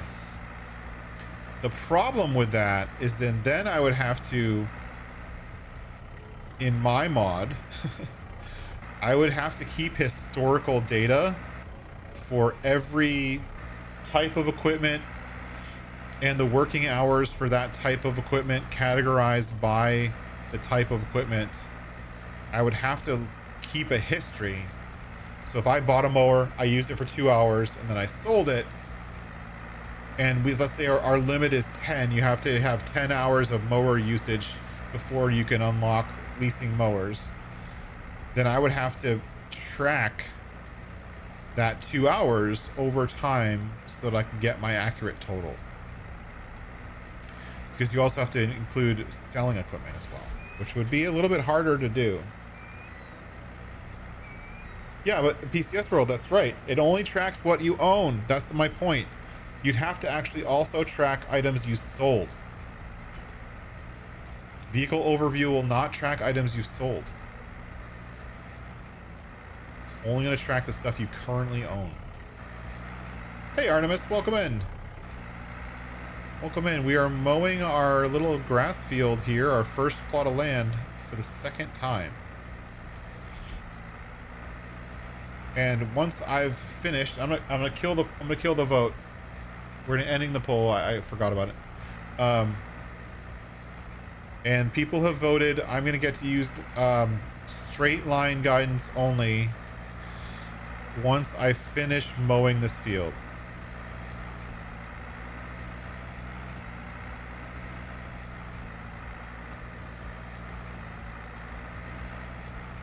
Yeah, exactly, Ken. I think that I generally don't borrow stuff.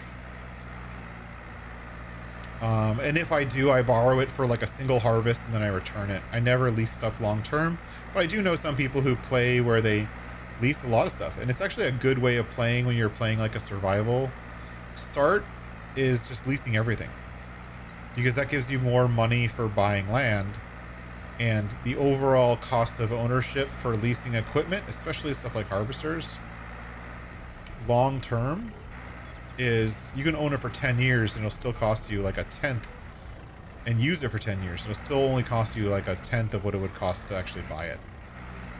So leasing is actually a really good and smart practice in this game in general. But we need to think about how do we unlock it. So you could do it by overall, I don't know, so much data. I mean, I love data, and I love, like, you know, I'm just like Optimus and Ken. I love data. I love spreadsheets. I love, like, and this whole skill thing in some ways is a way to attribute more of a data in to look at how you play the game, which is something that I imagine farmers do. They're going to look at, okay, this year I planted this much crop and we used this much fuel, and this is what my output was, and this is what my input was, and this is, you know, they're going to have spreadsheets of this stuff because they have to, right? But as players, some, not all, but some of that data is tracked by the game. And my goal is to make that data more accessible. And if some data that we want is not tracked by the game, but it's easy enough to track, I'm going to try to make the mod that I'm creating track it. Just for fun and excitement.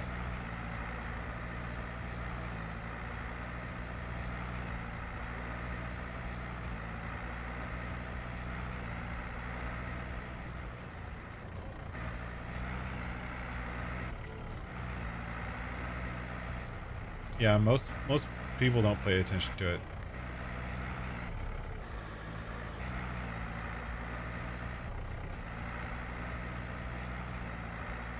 I mean, it's a lot to watch. It's a lot to, like, there's so much data and so much stuff you could track if you wanted to.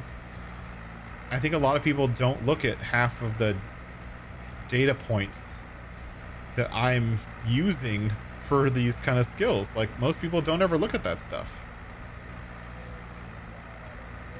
So I want to make it so that even if someone is playing this idea on console, that they would have the ability to kind of do this as much as possible, to use the same measurements or same limitations, using the data that the game is tracking. Some of it you can't, some of it you can, most of it you can.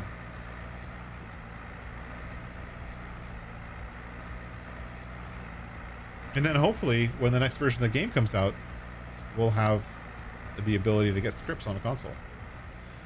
Which, the first thing I'm going to do is apply for whatever license is needed to do that, if that comes up.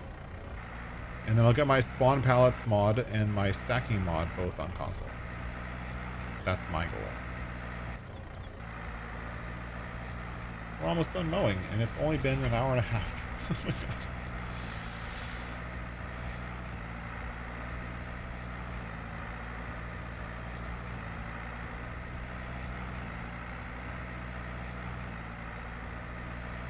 And I'm also almost out of gas. I'm gonna have to get gas soon.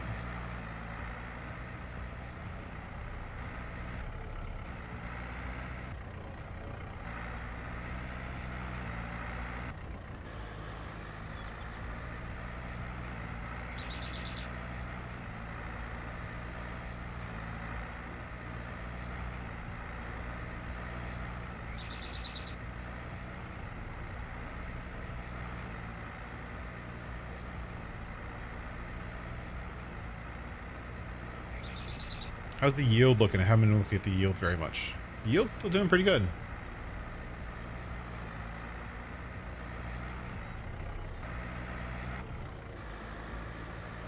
If I follow the Steam discussion forum,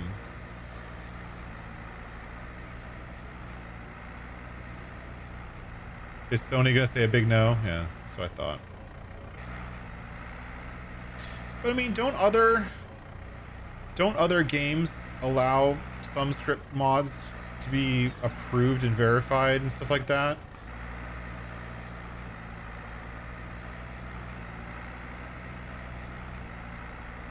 I mean, I thought that was something that happens in other games. And maybe I'm wrong. I don't know. I don't play any other games, but that's what I thought. I did see Bruce's map tour of that dual valley map. But I haven't played it yet, no. And I didn't even see the full map tour because I think I had an interview or something.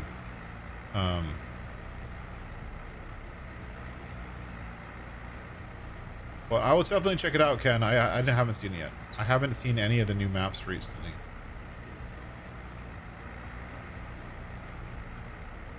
Yeah, there's also that one with the high and low tides. That was a pretty cool feature.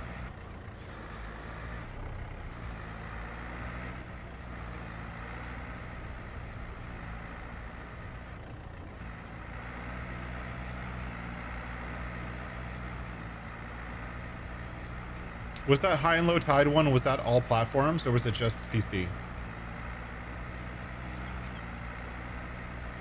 PCS World, nothing yet, nothing confirmed. I've had a couple good interviews. I did get the news a couple days ago or yesterday that they told me I killed it in the interview. So that's a nice, something very nice to say. Some great feedback. I hope something will turn of it, but I don't know yet. I'll let you guys know as soon as something happens, but not yet.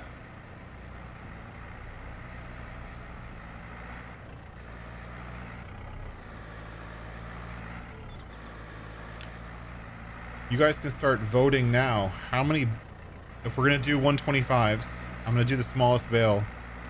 How many bales do you think I'm gonna get off this field? I mean, we're gonna spend this whole stream just doing this baling, I think, because we're still gonna TED it too, just to make that a little bit of extra money. But how many?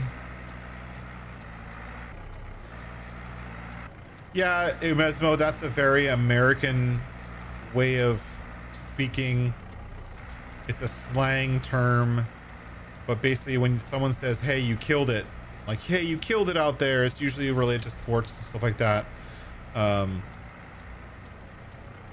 You totally killed it out there. Like, it's basically like a hurrah, high five, you did a good job. When you kill something, it's you did a very good job. Nailed it. You did a very good job, basically. It's just yet more American slang.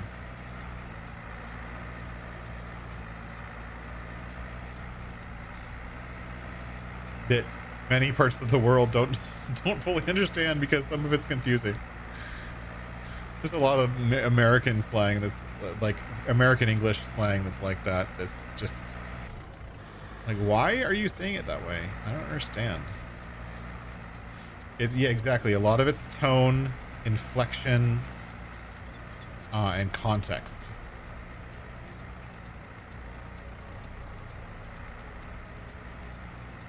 Yeah, totally.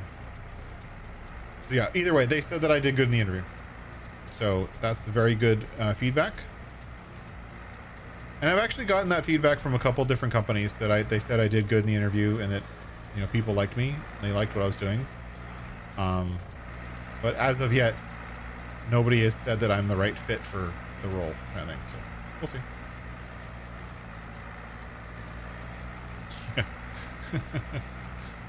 Back in the day, if I said that I was sick, it actually meant that I was under the weather and had a cold. Now something can be hella sick, though. Hella sick. That's hella sick, man. And that Californiaism, using hella for everything. He put it on the wall and nailed it. He totally nailed nailing it to the wall. My brother was putting up a picture frame and he totally nailed nailing it to the wall.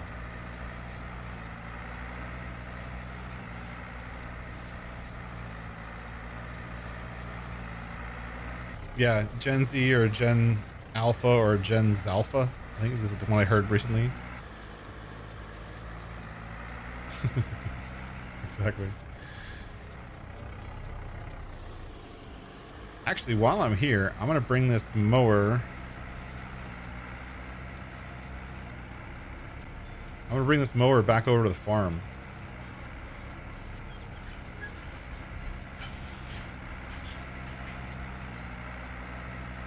His thumb said so. Exactly, Ken. That's good. Oh, you know what? I think the trailer that we have is still set up as a bale trailer. Or a flat deck trailer. Yeah, PCS. I had a conversation about the whole acronym thing, and you know, younger generations who are, I'm obviously an older generation, but younger generations using acronyms for everything. Absolutely everything. And in many cases using acronyms when it's just not appropriate, or you're like left scratching your head with like, what do you mean? It's almost as if you have to like put what they type into, like, as an older generation person, I have to put entire message threads into like Chat GPT to ask Chat GPT what in the world they're talking about. Because I just don't get it. I'm like, what are you talking about? I don't get that. What does that mean? Your message is confusing to me. Yeah.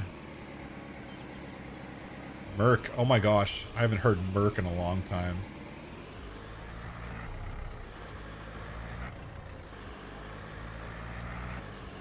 I remember ICQ. I still know my ICQ user ID.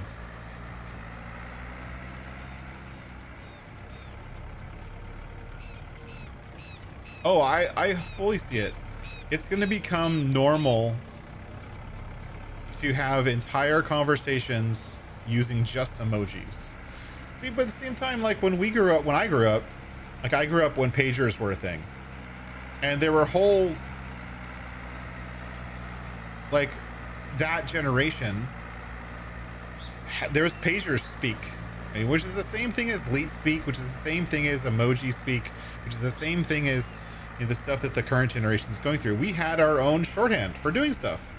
You know, you could send, you know, messages to your friends in pager speak because you had, like, you know, whatever number of digits you could put on the screen to send them a short message, right? And that, people did that totally. Those part of the way that our generation adapted to technology as technology changed, right? Pager speak was totally a thing. So I can't necessarily fault these new generations for coming up with whatever they're coming up with, right? I can't fault them for that. Now, the question is, we're going to find out in about 30 seconds about whether or not I'm going to use this tedder. Yeah. I had an alphanumeric pager. I had a regular pager for a while in high school, and I had an alphanumeric pager that I was assigned at my first job because I was on call. And when I was on call, I had an actual alphanumeric pager. All right, so is this the version that I want? This is not the version that I want.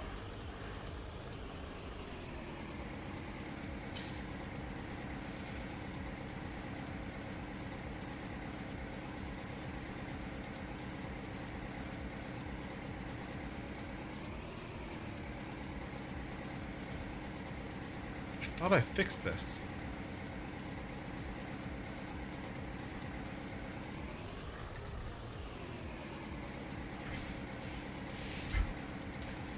All right, hold on one second. I'm going to be right back. Hold on. I'm going to do a BRB. I haven't done that in a long time. So pause. I will be right back.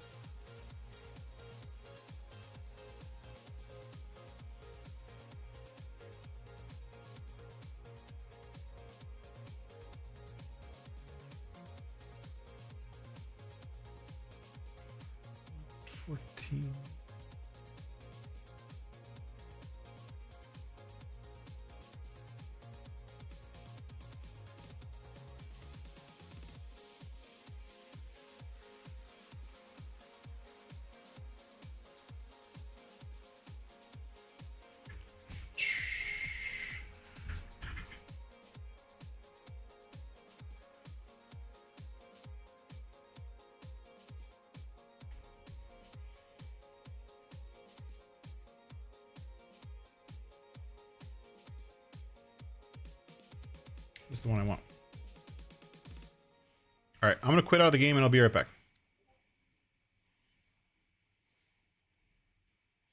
I know I fixed this. Copy.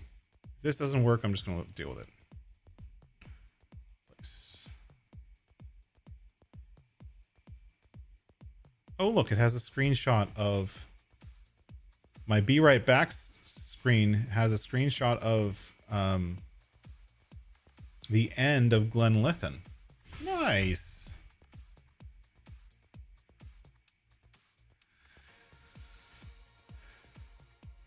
A party line.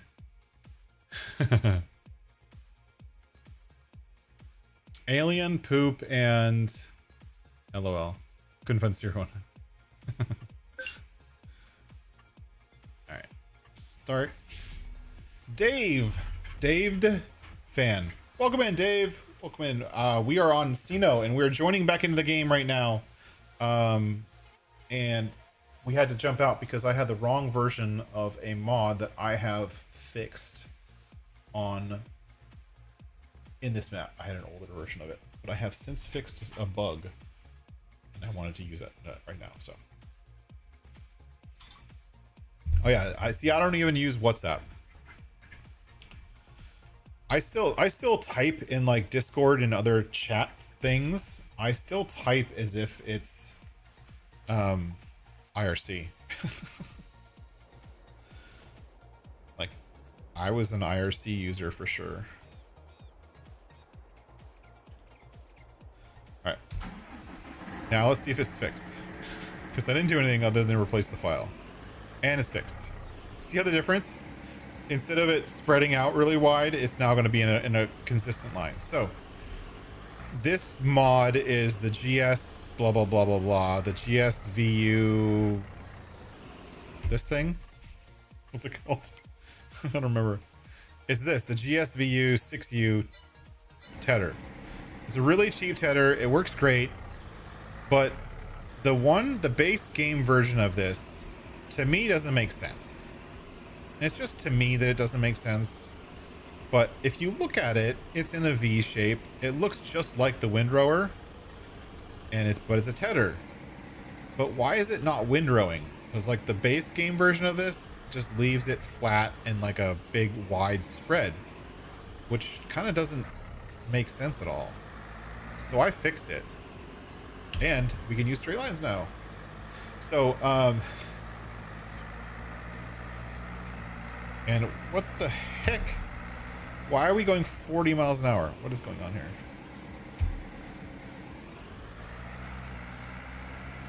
Dave, I did, yes. So this is Farming Simulator 22. And my game just froze for a second there. This is Farming Simulator 22. This is a game that I have bought, actually multiple times, because I have it on multiple PCs. But yes, this is a game that I bought. This is available on Steam.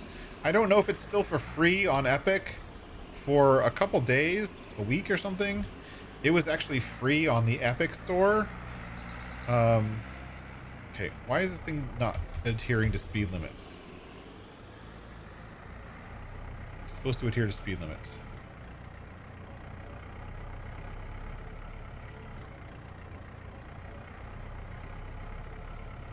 It was only for 6 days. Yeah, I remember it being free on Epic. I didn't actually get it a copy then.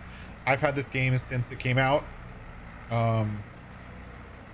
And yeah, I've paid for actually 2 copies of the game now.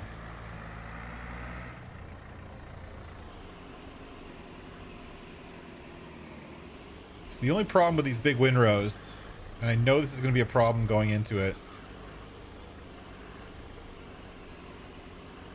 is that the baler, I guarantee, doesn't have a wide enough pickup width to actually get the full windrow. So that's something for me to fix in the code, I guess.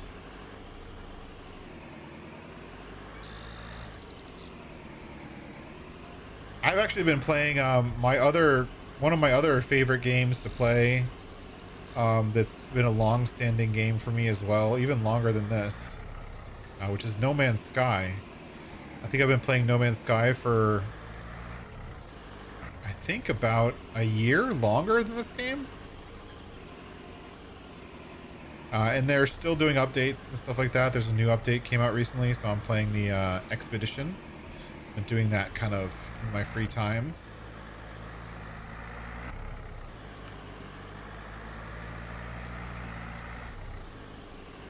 The expeditions are a fun way to play. They give you a chance to see parts of the galaxy you would normally see, do things a different way than you normally do.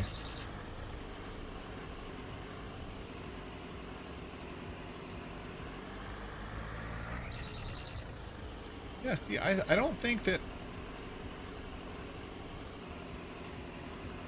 This is not a very good windrower. I think I still need to tweak the settings. It's still kind of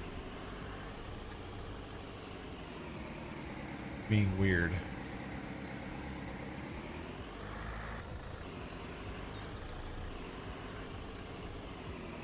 Okay, it doesn't matter. We'll work with what we have. I don't have time to go editing stuff right now.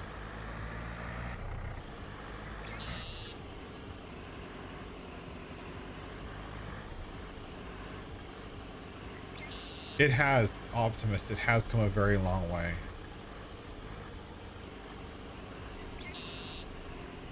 I'm actually very much excited for their new game, because if they can get like the success and a lot of the stuff they did with No Man's Sky, and they can add it to their new game, which is Light No Fire, I think that's going to be a very good game. A rival to any of the other games that are all out there. Yeah, they put the game for free, but not the DLCs, yeah. So. But in all honesty, the game is only, like, right now the game is, what, 30, 40 bucks? That's how much I paid for it when I bought it again recently. So it's not super expensive. It's not like other games that are, you know, 60, 70 bucks sometimes these days. That's always hard to stomach. Stomach buying a game that doesn't have very much like replayable content and you're spending $60 for it, and you know that you're going to finish playing the game in like 50 or 60 hours. Like everyone was super excited about Starfield. Now, granted, I've never played it, but from what I've heard, a lot of people were saying that they're finishing all of the content that's in the game in a couple hours. And then there's kind of nothing to do other than replay the game. And to me, that's, I don't know. I don't know if $60 is worth it anymore. You know what I mean? Like, is $60 worth it for something that you can't replay over and over? I don't necessarily think that it is. I think this field has produced too much grass. I'm like high up, but I mean, look how big these windrows are.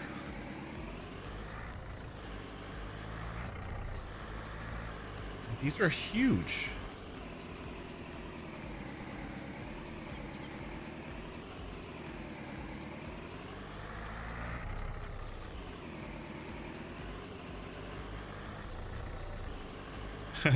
Artemis says that he won't pay for it unless it's over, if it's over $50. Yeah. A lot of people I know are like that. They're like, if it's over $50, I'll wait for it to go on sale. Because inevitably it will.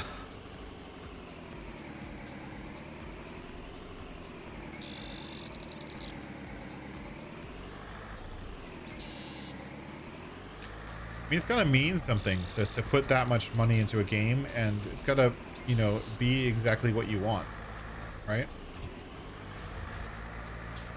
It's gotta meet some need or some desire for you to spend that kind of money on it. It's good money, right? It was power hungry and the visuals were not matching. I've heard similar stories, so Optimus.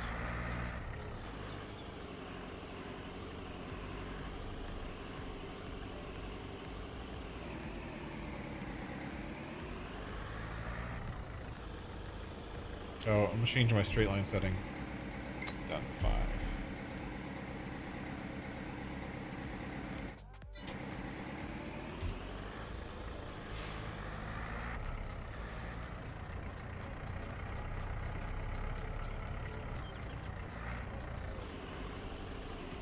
Yeah, I have a lot of I made it all the way up to update 7 in Satisfactory, and I have since stopped playing it. I was waiting for version 1 to come out. I think it's out in beta right now. I don't know. I've stopped following it. Because honestly, this game's more fun. But yes, I had a lot of hours in Satisfactory. I played Satisfactory for, I mean, I could look. Let me look real quick. Where's the Steam library? Whoops. I'm still here. You can hear the game.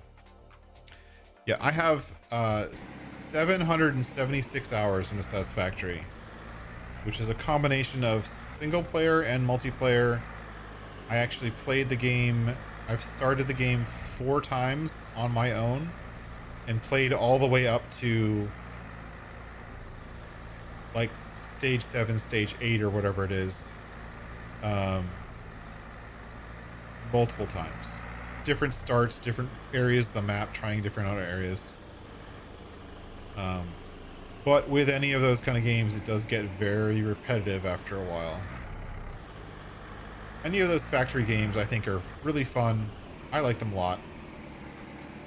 But since it's always on the same map over time, I think it gets very repetitive.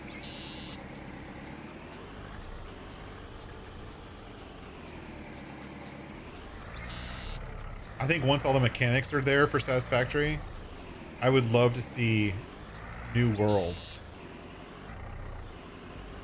New worlds that work the same. I think you land on, I forget the name of the planet you land on, but like I think you should be able to go to the next planet over, or you know, other planets in that same star system or whatever, and be able to take your space elevator to space. right? And then go to the next planet over, and because that's one of the things that I think is beautiful about Satisfactory is figuring out the logistics of using the land to your advantage, and how to build your not your farm, what is it? How to build your base, how to mine the resources. Like, that's fun, but it's one thing that Dyson Sphere program had over Satisfactory is that you could go to other planets, and each planet was unique. And I think that that's something that Satisfactory is missing out on. And I think that also that's one of the things that No Man's Sky did pretty well. It's because it's all procedural. You could build your base anywhere, but none of the like, all of the mining and all that kind of stuff is all super ultra manual. Not super. There's a little bit of automation, but not much.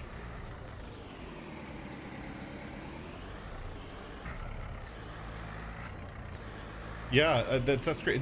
Didn't Minecraft have a 20-something year anniversary recently? Like a 25th anniversary or something like that? I feel like that was something that happened recently. That Minecraft had their 25th anniversary. I don't remember exactly. I've played Minecraft on and off over the years a bunch of times. I played for a while with my daughter, which was really fun being able to kind of share that experience with her. Playing on a server together.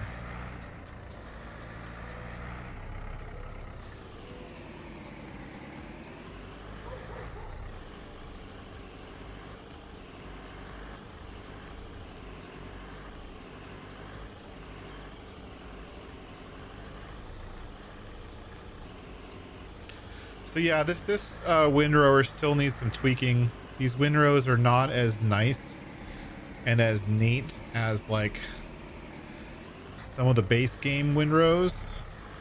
This is very kind of jagged. It's not stacked up very high. They're pretty small. I don't know why. I've been trying to mess with this windrower for a long time now because it's the cheapest. It's got to work as good as possible, as well as possible, because I use it on every save.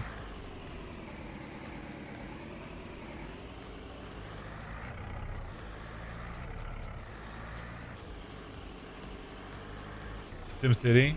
I think I played SimCity 2000 back in the 90s. I played that a lot. I like that game, but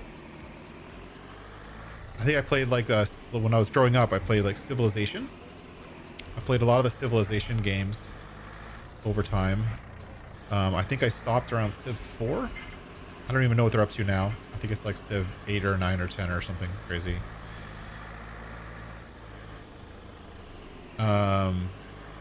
But yeah, I haven't played any of those since then. One of my favorite games when I was younger is Dune 2, which was kind of like a precursor to the StarCraft mechanic. One second.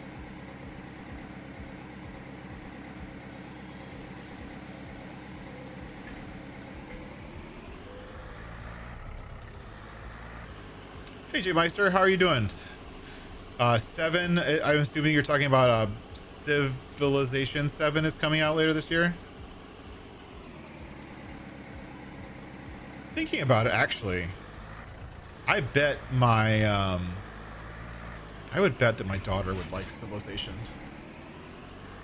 because she liked Minecraft and stuff like that, but she's also super into history for whatever reason. She likes history, and whether she likes those kind of strategy games, I don't know. I'll have to try that game out with her.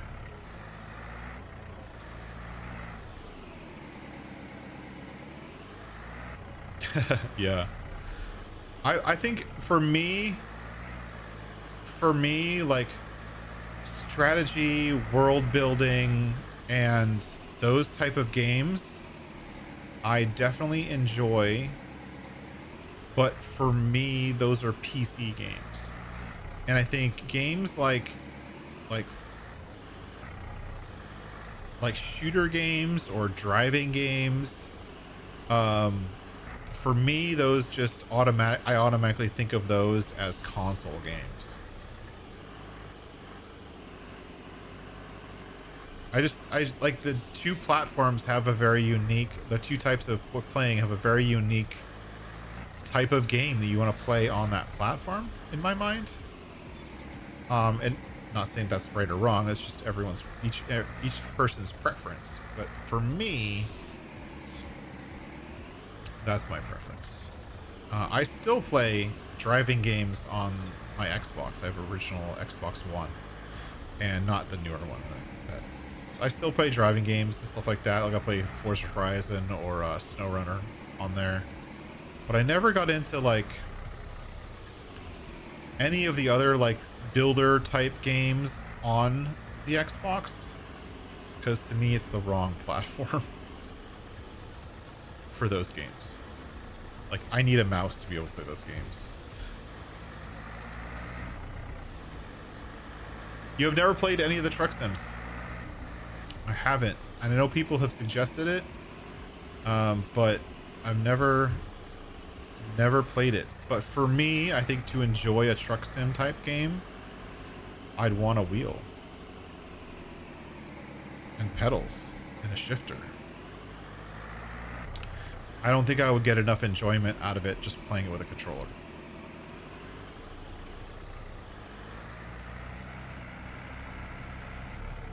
Yeah, sim racing, definitely PC. But I don't like sim racing games. I like arcade racing games. Right? Like, it's the difference between playing something like...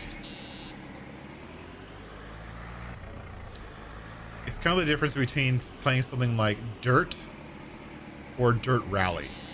Like, Dirt Rally 2, definitely a sim racing game. But Dirt, with all, like, the Gymkhana stuff in it and whatnot, like, that's definitely a... What the heck's going on?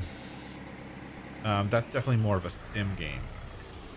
I played Dirt Rally. I was a really big fan of rally racing for a long time. And then I tried playing Dirt Rally 2 when it came out. I still have it. I couldn't stand it. Mainly because even on the easiest setting, it was just, I couldn't get into it. It was too hard. Maybe I'm just not that good of a driver. And that's, so I kind of stuck with more of the entertaining or fun rally-based games. And less of the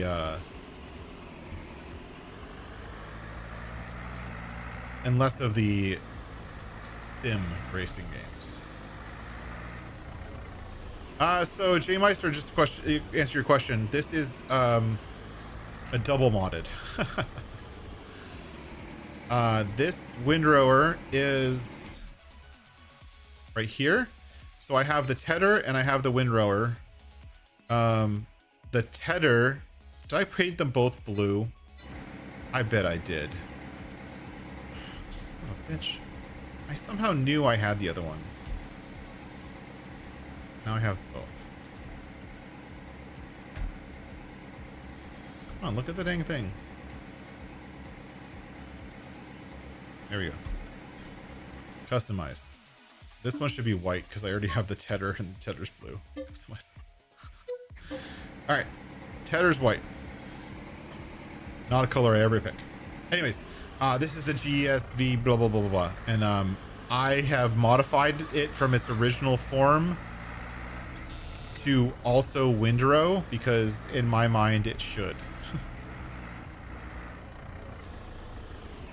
I should probably bring this back to the farm, but I'm not going to. Now I'm gonna just. Now, I don't want to go whole windrow this entire field with the other windrower, but I'm going to try it out just to see if it creates better windrows. Does that make sense? Because, like, these windrows are all, like, jankety. You don't know how to play this because this is farming. You don't know farming? I don't know farming either. I'm not a farmer. I got no idea about farming. I'm just playing this because it's fun. And the game kind of teaches you what you need to know about farming to play this game. Now, is that windrow any better? Maybe a little. But I don't really want to re-windrow this whole thing. That doesn't sound fun.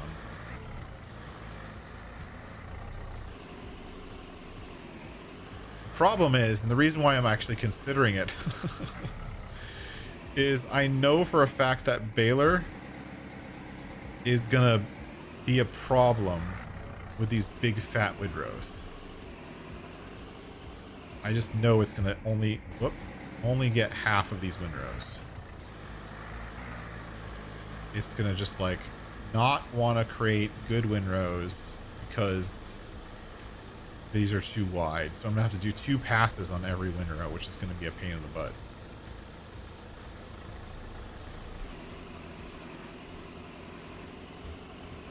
See, it's not even that better. It's not that much better, so alright, whatever. I'm gonna leave it alone.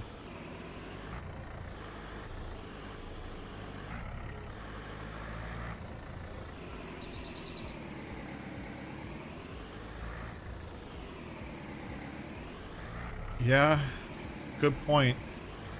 I think the baler, so here's my thought. Let's use the baler once and see. We'll leave this tractor on the windrower just in case.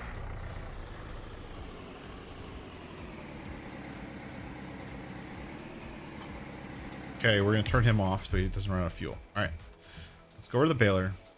Where are you? You're here. Okay, I've never used this baler. I don't know if it's going to be good. So we're going to see in a minute. I'm going to zoom in so I'm not up in the trees.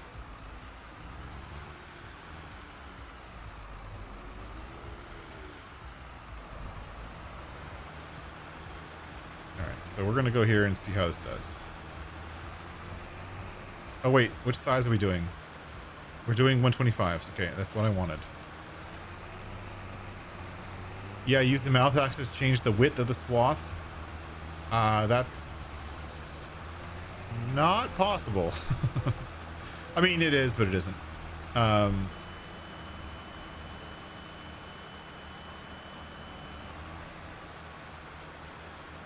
There you go. Okay.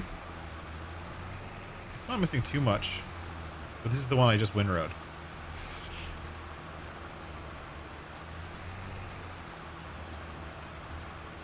And actually, this baler seems to be doing pretty good. It's not missing much at all.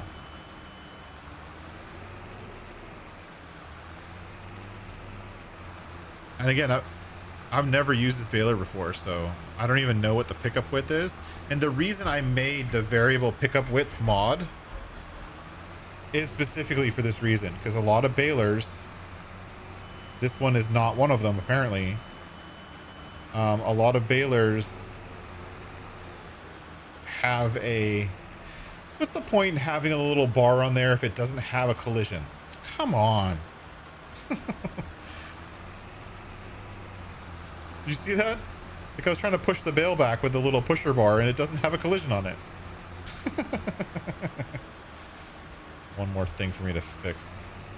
Because a lot of balers don't have the ability to, they just don't have a big enough pickup to get a full windrow. This one apparently does, so I'm happy with it so far. It's filling up super quick. That's okay.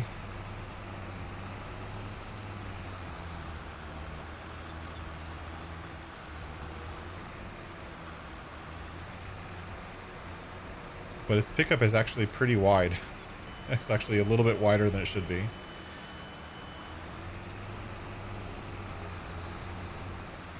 Look at that. The door, the back door, and the only thing that has a collision is the axle. That's not very realistic. Good call on the baler, folks. You picked a good one.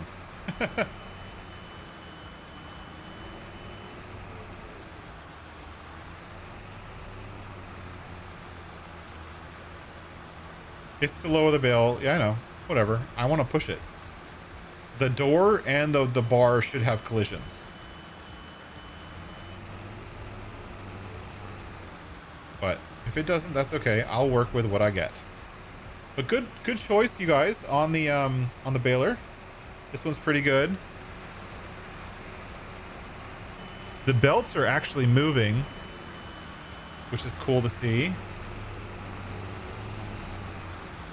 Ooh, it picks up in reverse. That's good. So good call on this baler, whoever decided it. Oh, Umesbo, thanks for being here. Thanks for coming in. Feel free to leave comments on the videos like I know you will. And I will catch you next time. Thanks for being here.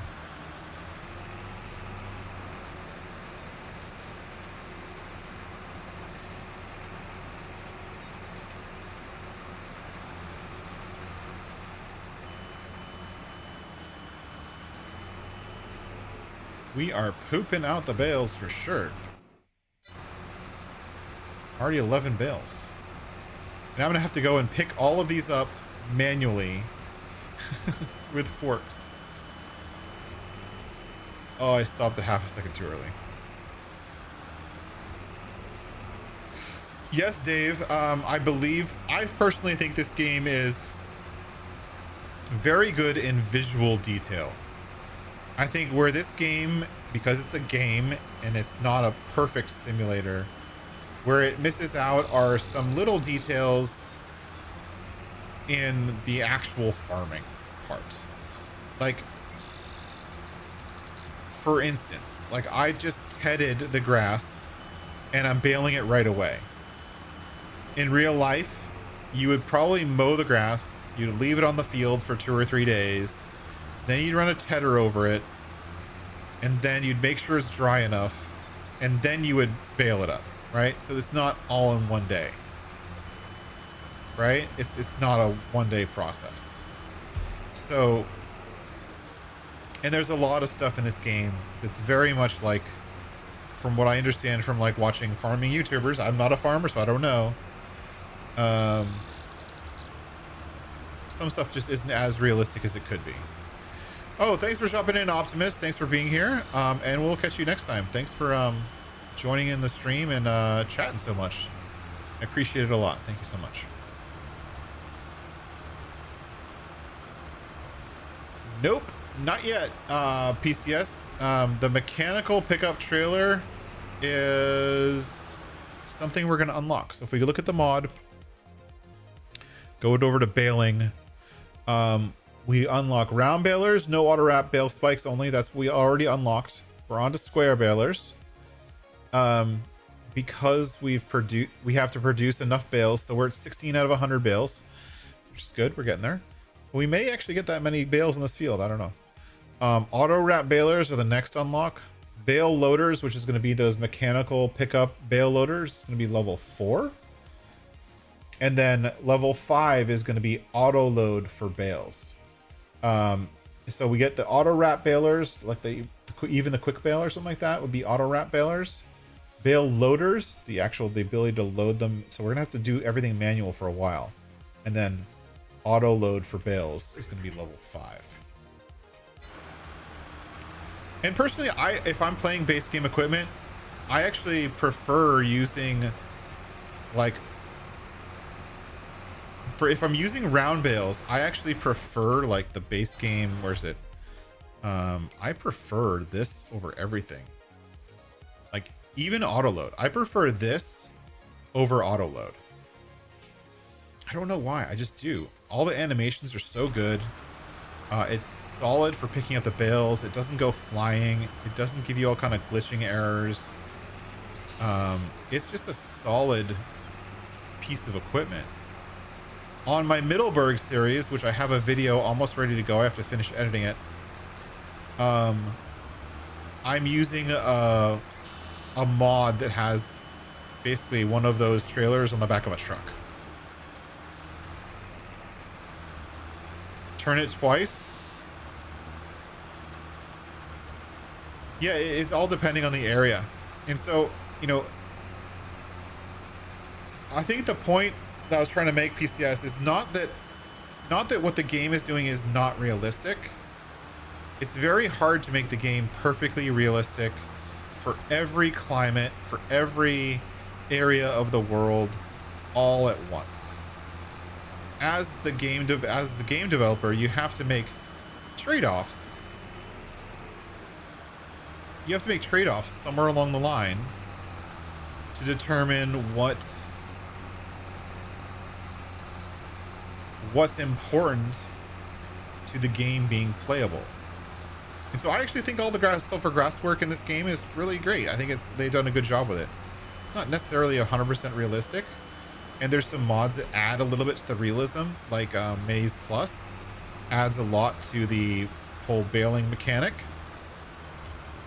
But overall, I think they did a good job with even base game stuff and base game equipment. Well, most of the base game equipment. Some of it is just but you know, in general. And the only reason I'm not using base game equipment is because I always use base game equipment when I'm testing stuff. So if I'm going to be doing something special, like a special series, I want to do something themed where I'm using only certain equipment.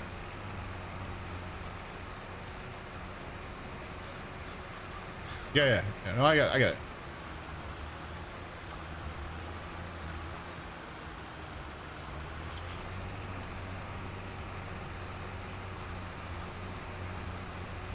I'm gonna have to go get the shovel and the front end loader and pick up that lime.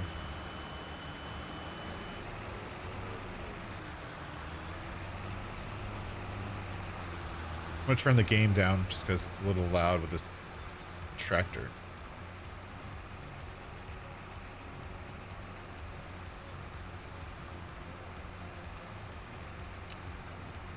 I think there are some, back to Dave's point, is the realism, and I think that there are some stuff that I'd like to have as options in the game by default and not have to add mods to get it.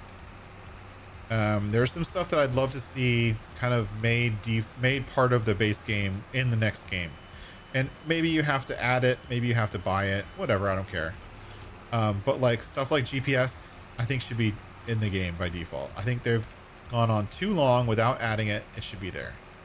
I think some stuff like the ability to turn on and off, like the real the REA mods. I use those in every single one of my game saves. REA like tracks, REA colors, REA dirt colors. Like the reason that, like, hold on, let me get in the sun. You see how these tires are turning. Can't see because I'm in the freaking shade again. See them? Hold on, let me get out from underneath these trees. Show you what I mean. But I think there's a mod that changes the color of the dirt tracks. I think that should be base game, 100%. There's no reason it shouldn't. I do PCS. I have both a global bale counter inside. I'm using the global bale counter, and I'm also I have the Vermeer pack installed, so I know how many bales this baler is making. I have both.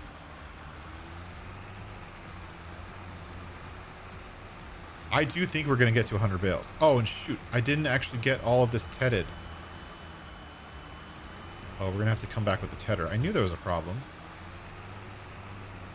So you guys see how the tires are getting dirty, but the dirt is green and not like the truck too, and the baler, the dirt color is green. I love that. It's one of my favorite realism add-ons to this, and I think that should be default in the game. I would love to have the ability of the mud mod that came out a while back. I would love to see the mud mod done in a much better way and have it be default. I think like if you paint the ground with one of the mud textures, then that ground should be muddy. I don't think you should have to paint the ground or plow the ground just to get it to be muddy. I think it should be muddy if you paint it that way. But I'd love for stuff like that from a realism perspective. I think that'd be great to add. What else do I think should be default that I have mods to add in? I think as much as I love the modder who does this, and I work with him continuously, this time-saving stock check should be default. 100%. This should be default. This is sad. It doesn't give you, I mean, it gives you how much you have, but where? You don't know where it is. You don't know where you're storing it. Time-saving stock check gives you so much information. I think that should be default by all means. I think all of the new baby animals and stuff like that should be default.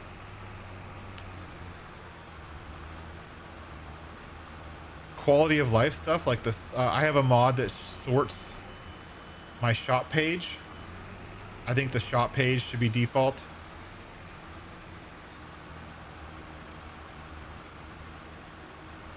Build a mineable mushroom greenhouse. Yeah. I would just like mushroom greenhouses. Again, like real ones.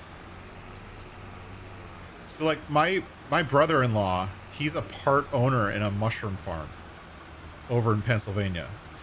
And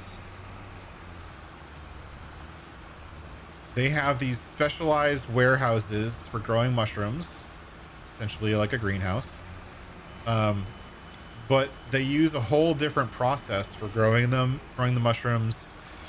And one of the things that they have is they use silage for the peat or whatever for the mushrooms for them to grow on.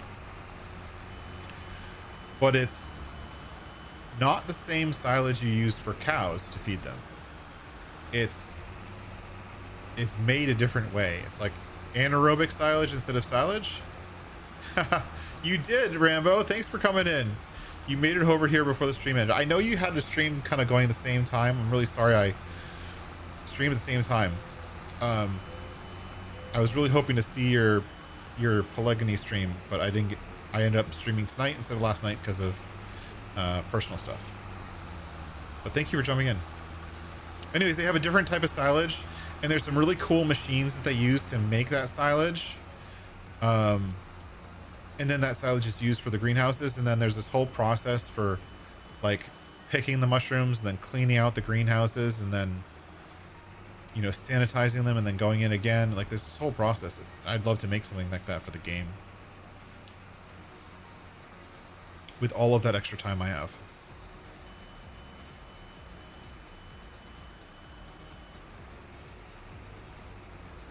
All right, let's see how we're doing. Who was saying PCS was asking for my bale counter. 39 bales. I'm gonna totally get where this is. We're gonna be able to use this round baler right now, and we're gonna be able to sell it by the time we're done, because we're gonna make 100 round bales at least. You guys want to start voting on how many we're gonna make? We've made 40 so far. 2 headlands. Yeah, just need more free time. I'm working on that, I promise. I'm actually not.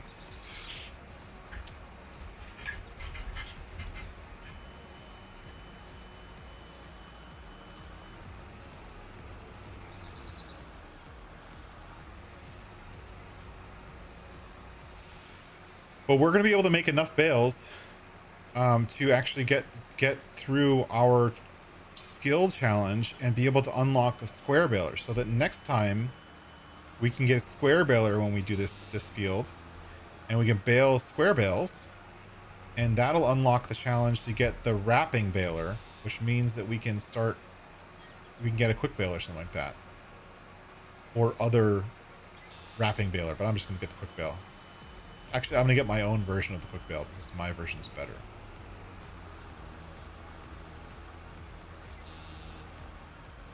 $153. So PCS says 153. Ken says 111. I'm definitely not gonna have enough time to pick those bales up tonight. I'm probably barely gonna be able to finish baling tonight. Oh my gosh, it's taking way longer than I thought it would. Partially because we actually got a really good output. So I think this is all profit for us, which will help us buy continue our journey as we progress through this map. As I was editing the map, actually, you guys find this funny.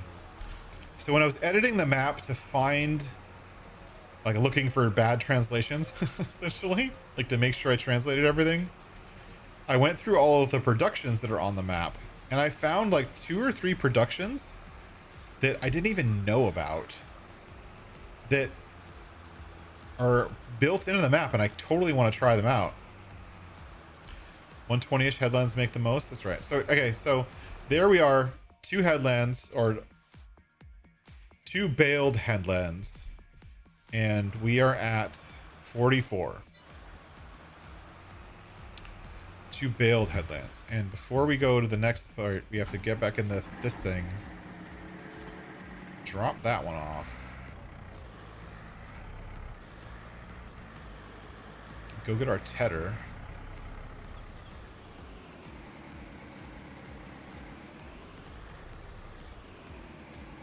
Wait, that's not the tedder. Where's the tedder? I'm like backing up to the front end loader, like thinking it's the tedder.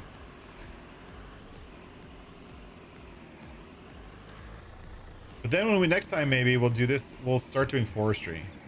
And what I'm going to do is I'm going to cut down these trees here, these ones that are harvestable, and see if we can make our goal of getting to the next level in forestry, in our forestry skill, in the next stream. That's what I'm hoping. But we'll see.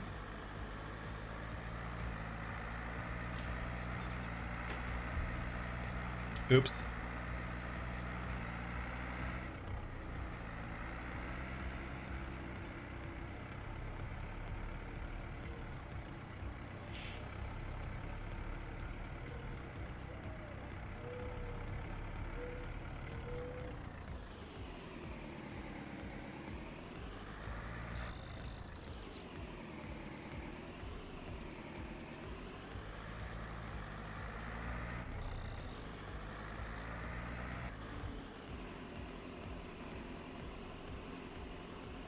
Okay, so we're tedding this. We just gotta test these couple rows here. I don't know why I missed it. It's probably just the shape of the field. And eventually we're actually gonna put down a couple productions on this land once we unlock the ability to put down productions.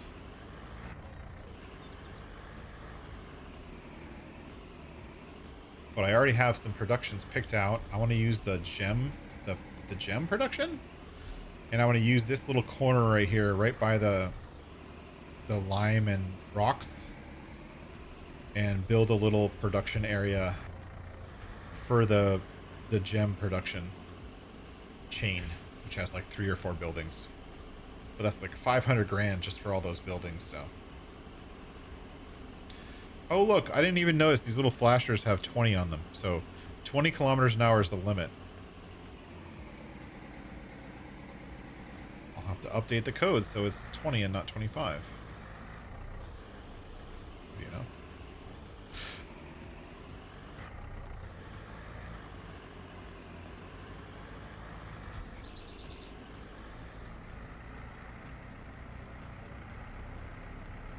Composted silage, yeah.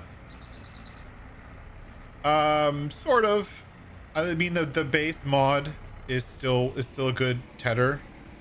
J-Meister. So this is my version of it. My version is actually a wrapper around the original version, which I'm going to put in my Discord. I want to fix this last issue with it, but I'll put this in my Discord. But you need both.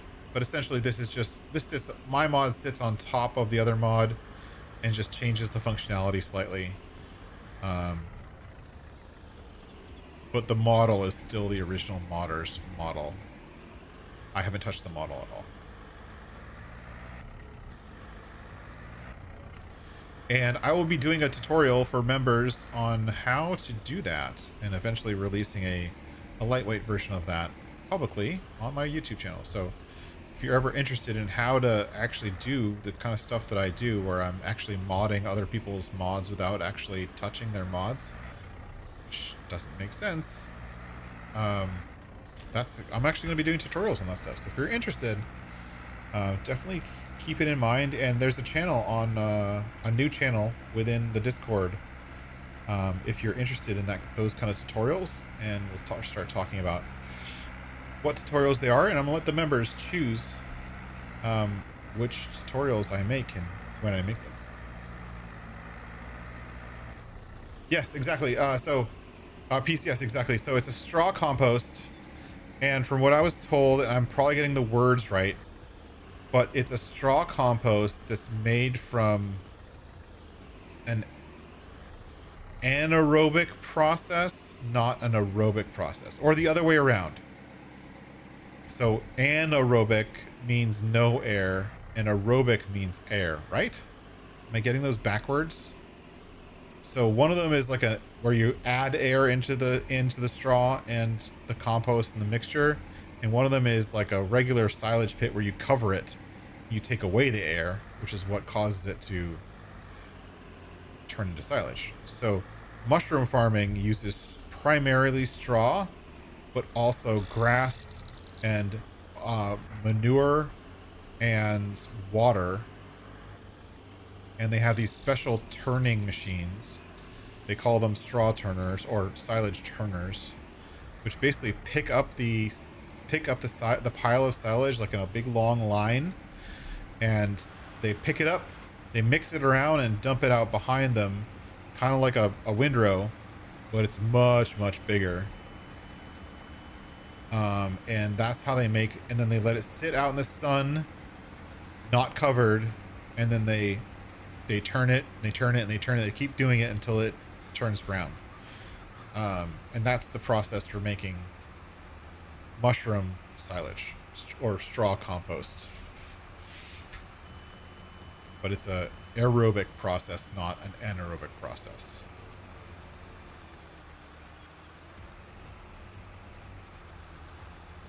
From what I understand.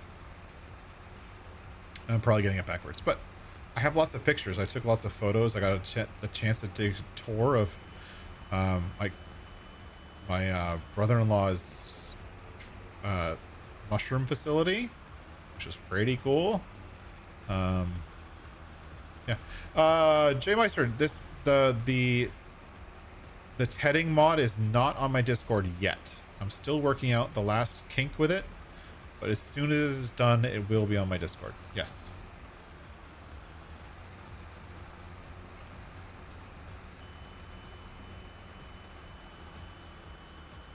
I swear this thing has like a custom bale warning sound. It's not the standard sound. It like has its own sound.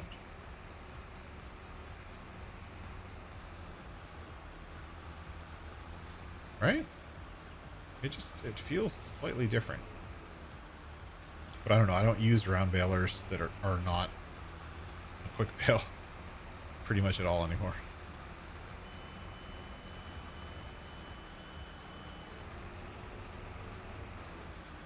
On my Middleburg series, I'm using the John Deere 560 baler, which has like extra large bales.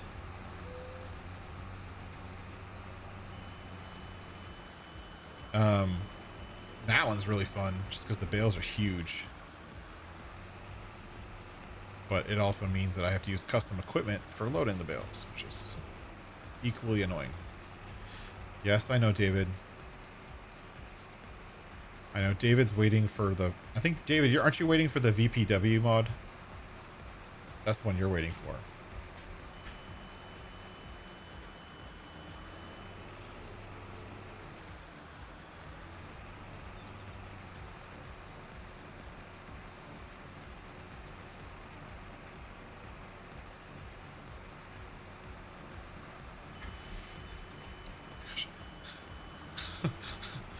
I forgot how annoying this is. Like, I forgot how annoying it is to have to, like, constantly stop for the bale drop. It's been so long. At least I can lock into the direction. Driving a straight line isn't that hard.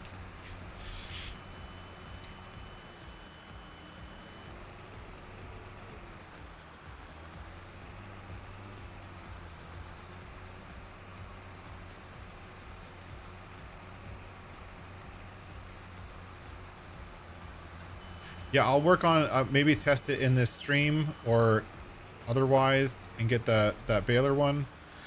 One of my goals, like a personal goal, is I want to get all of the stuff that I've modded or customized for my own personal use. I want to get them all in a format that they can be shared and be able to share them on my Discord, which is going to mean actually rewriting a lot of them to be cognizant of the original modders. But I do have the ability to do that, so I can I'm gonna try to get a lot of them released.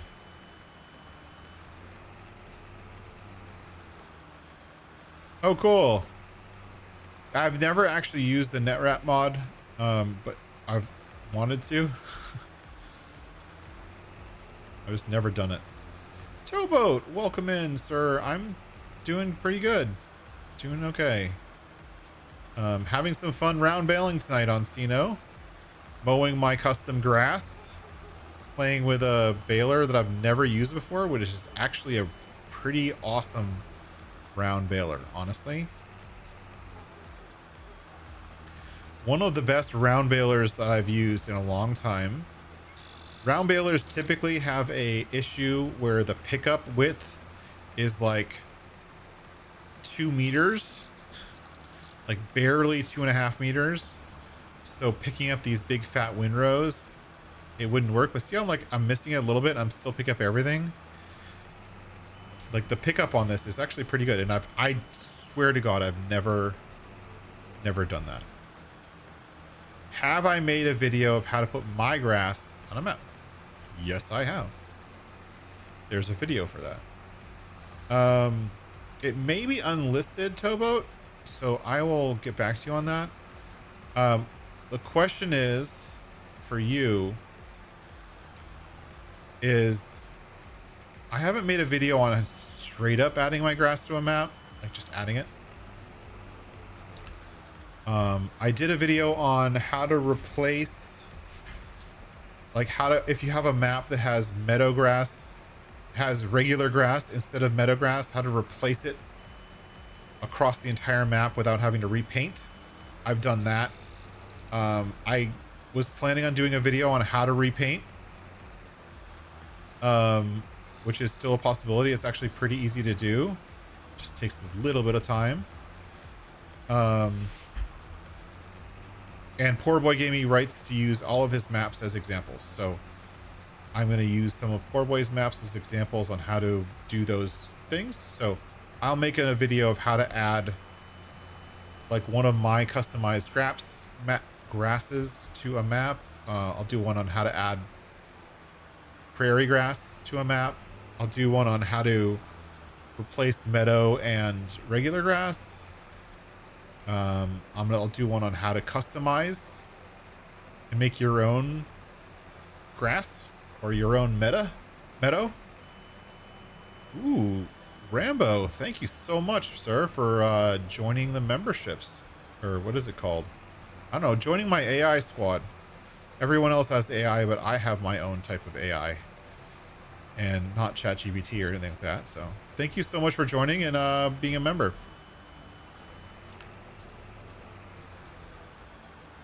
You want to add it to Alma and Shipping Norton.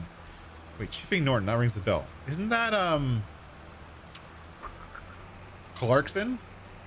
Isn't that Clarkson's farm name? It's a much better type of AI. I would much rather have awesome people around me than AI. Because Skynet. Oh yeah, cool. I can you want to add it to Alma and Shipping Norton? Yeah, sure. Yeah, and I could potentially I can show you how to do that. I'll probably use one of Poor Boy's maps as the example just because I have rights to use his maps as examples in videos. He's given me the rights to do that. I wouldn't want to show you how to change some other modder's map without their permission That's kind of rude. It's like, here, how to change this thing, or how to I would like, I've thought about it, right? Like this map, I could make a video on how to fix this map. Right? To do all of the things that I did to this map over time to fix it, I could totally make a video on how to fix this map if I wanted to. I could make dozens of videos on it because I've done so much work to it. But I don't have the rights to show. I feel bad about showing how to edit someone else's hard work without them giving me permission to show that. Does that make sense? Like, I talk all the time about fixing bugs in mods, and that's, to me, that's how I learn, right? I don't like fix bugs in mods just to flame other modders, or because other modders maybe didn't fix it themselves. It's usually just to customize something to work the way I want it to work. You know what I mean? Like that tedder. Like, I changed how the tedder works by writing some XML, but I'm not necessarily going to show anyone how to do that in a video because that's kind of rude to the original modder. I just wanted, because I had an idea and I wanted it to work the way I wanted it to work. You know, like where the tedder windrows instead of just not windrowing. I wanted to work that way. So whenever I'm showing off how to do something, or what process I'm using to fix or change or whatever external mods, I'm always going to try to use mods that I have rights to show off. So I currently have a couple maps that I can use for that purpose that I've been given rights to do that. Still looking for mods to do it on, and if I don't get any rights, I'll just use Giants mods, because there's plenty of stuff to fix on Giants mods if you're showing the rights on how to do something. 95%. Oh my gosh, so close. I'm not going to show the counter until we're done. So you guys still want to vote. The counter's still going, but I'm not going to show it until I'm done. See how many bales, how many 125s we did on this field. If I had done 180s, I'm sure it would have made half as many.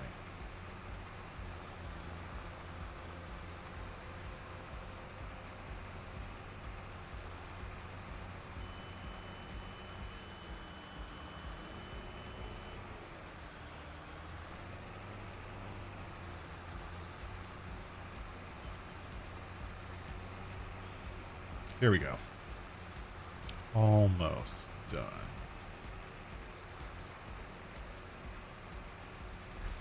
And the stream is almost over, so I think we're in good shape, good timing.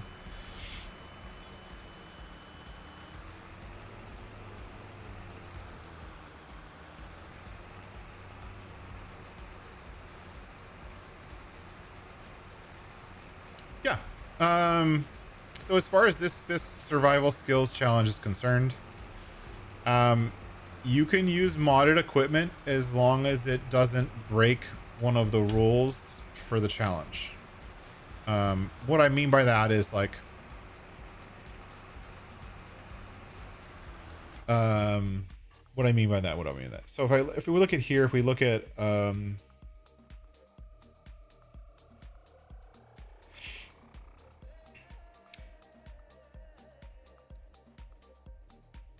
is this already at level 5? Wow. If we look at like, not horsepower, not contractor, that's a good one. Entrepreneur, maybe. This has like harvest income and sold product, or palletized goods, right? So like you shouldn't use universal auto load because it unlocks it. But if you're doing like for the harvesting one, the farming one, and we don't have a skill for it yet, but we will, in regards to like unreal capacities. So you can't like have a skill for potatoes where you're unlocking different levels of potato harvesters and just use the Colossus with an unreal capacity to bypass doing the work for the skill, right? What are you getting it right? Well, I don't know. There's no reward yet. I would probably do like a gift card or something PCS, but I don't even have a job right now. All right, here we go. Last pass. How many bales are we gonna get? We're probably gonna get one more bale. No, we're not even gonna get another bale. I have stuck with a bale and the baler. I didn't even like this baler. All right, here we go. What's the vote? 72. You're all wrong. 72. So we didn't meet our quota. If we look at our baling contract, we are 72 out of 100. So the goal is to unlock square balers. We have to produce 100 round bales. So we're going to end up keeping this baler tonight, and we're going to have to do another 30, whatever, 28 bales. Oh, did I? Let me check. I thought I did.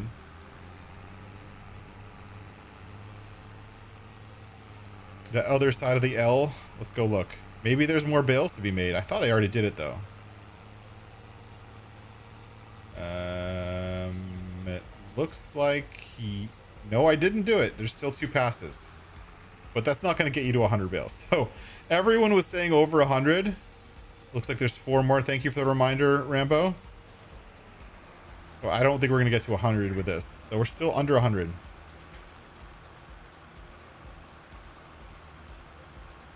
No, that's what I did. I came over here to TED it, but I never came back to pick it up. It's okay. I'm never very good at guessing the number of bales. Never.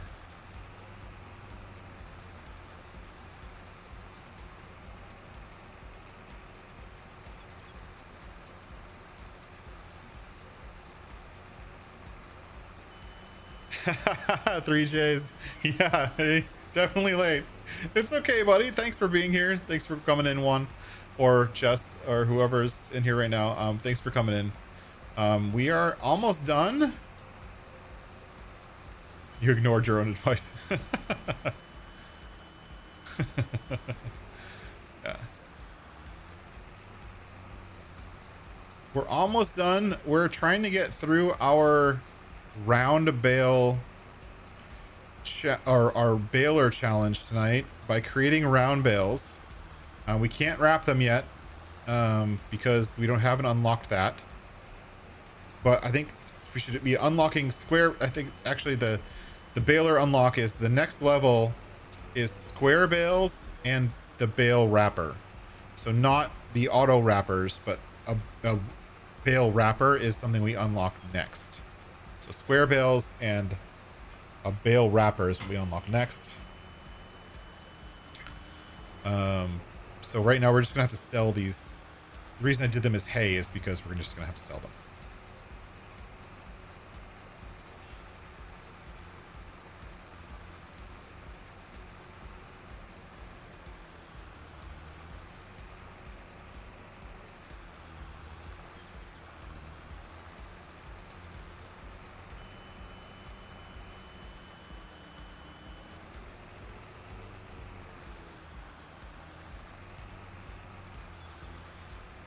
Yeah, well, once you J-Meister, you're gonna have to you'll check it out once I'm done with it.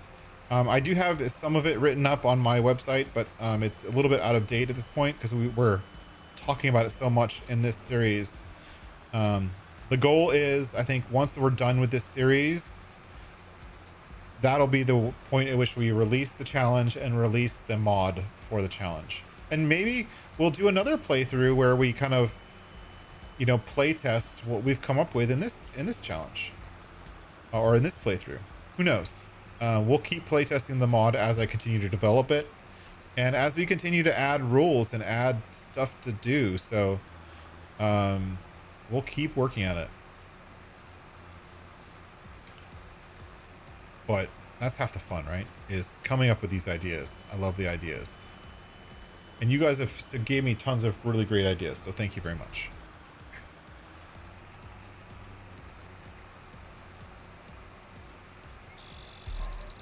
Whoop. Just trying to get rid of the map. And I think, again, we're going to be stuck with the bale and the baler.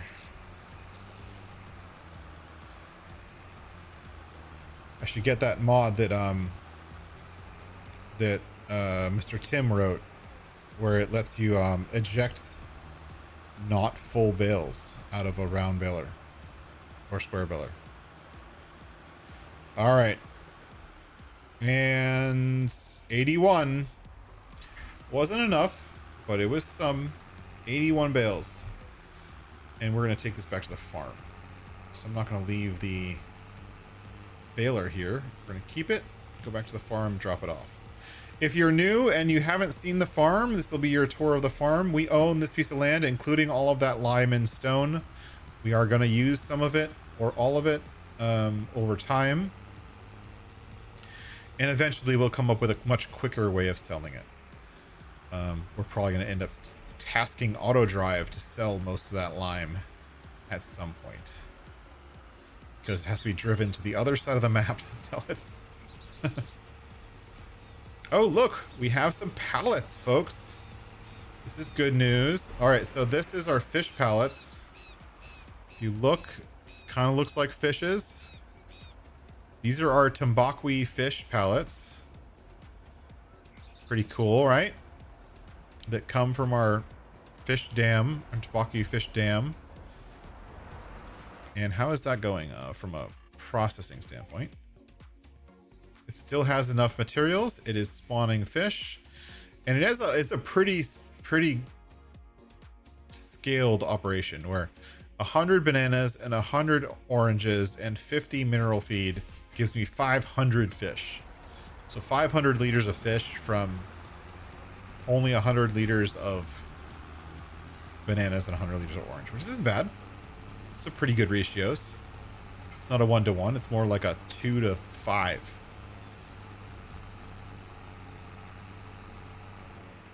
Yeah, Ken. Go for it. Go for it, Ken. I would love to see that. No, I do have a plan of doing some kind of chart or timeline or expansion thing, more specifically for console players than anything else, because some of that timeline and expansion and chart,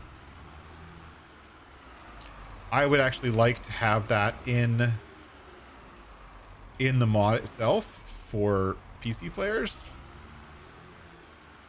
That's my plan.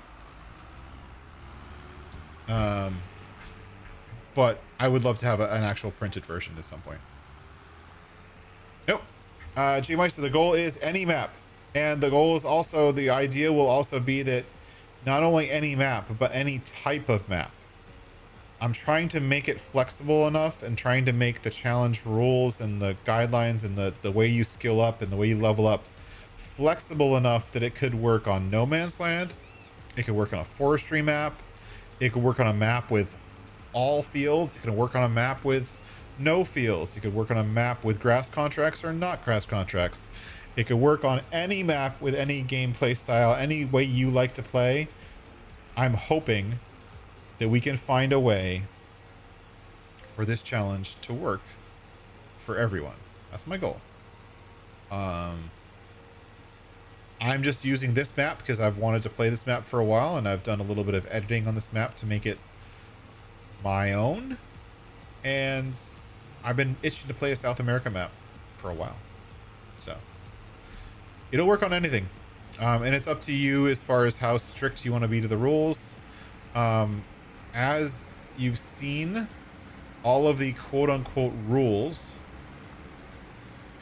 and all of the stuff that the mod itself, which is right here, all of the stuff that it's tracking, it's just telling you what the requirements are and telling you what you can and can't use.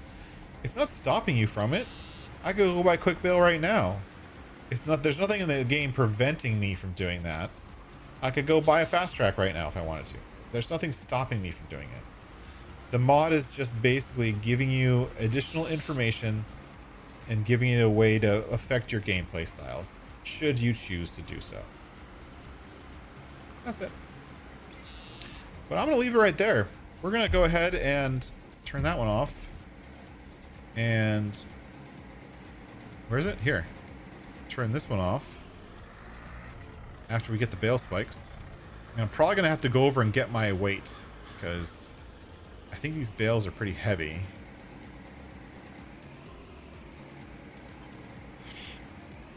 But we're gonna have to pick up all of these bales with this little bale trailer. We might get another, like a flat deck trailer. We can't get an actual bale trailer yet, but we can get like a flat deck trailer that holds a few more bales. But at the same time, I don't know if the tractor is going to be able to pull those bales up the big hill. So we'll see. But anyways, that's going to be it for me tonight. I'm actually at the end of, more than the end of my stream. We had a longer stream tonight. So thank you everyone for being here and hanging out this whole time. This has been super awesome. Thank you to the new subscribers. I think we got 1 or 2 new subscribers. Where's the little listing of who came in tonight? Let me look real quick. Scene collection, no. Docs, no.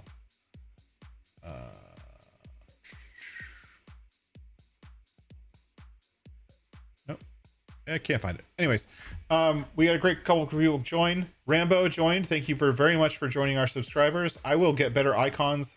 I'm actually just waiting. I actually found a very good piece of vector artwork for tractors that I want to use for icons. And so I need to buy that vector artwork before I can fix it and make it for our new icons. So thank you very much for joining. Thanks everyone for being here, and we will catch everyone next time. Bye-bye, everybody. Bye-bye.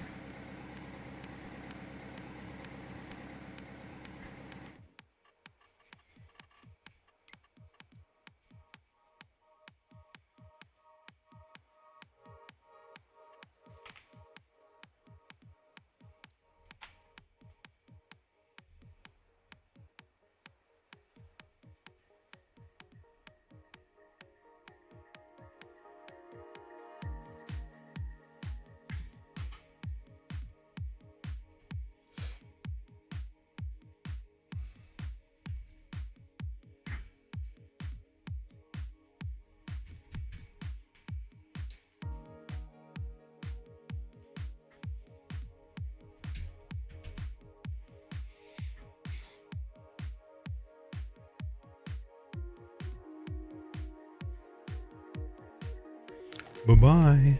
Bye-bye now.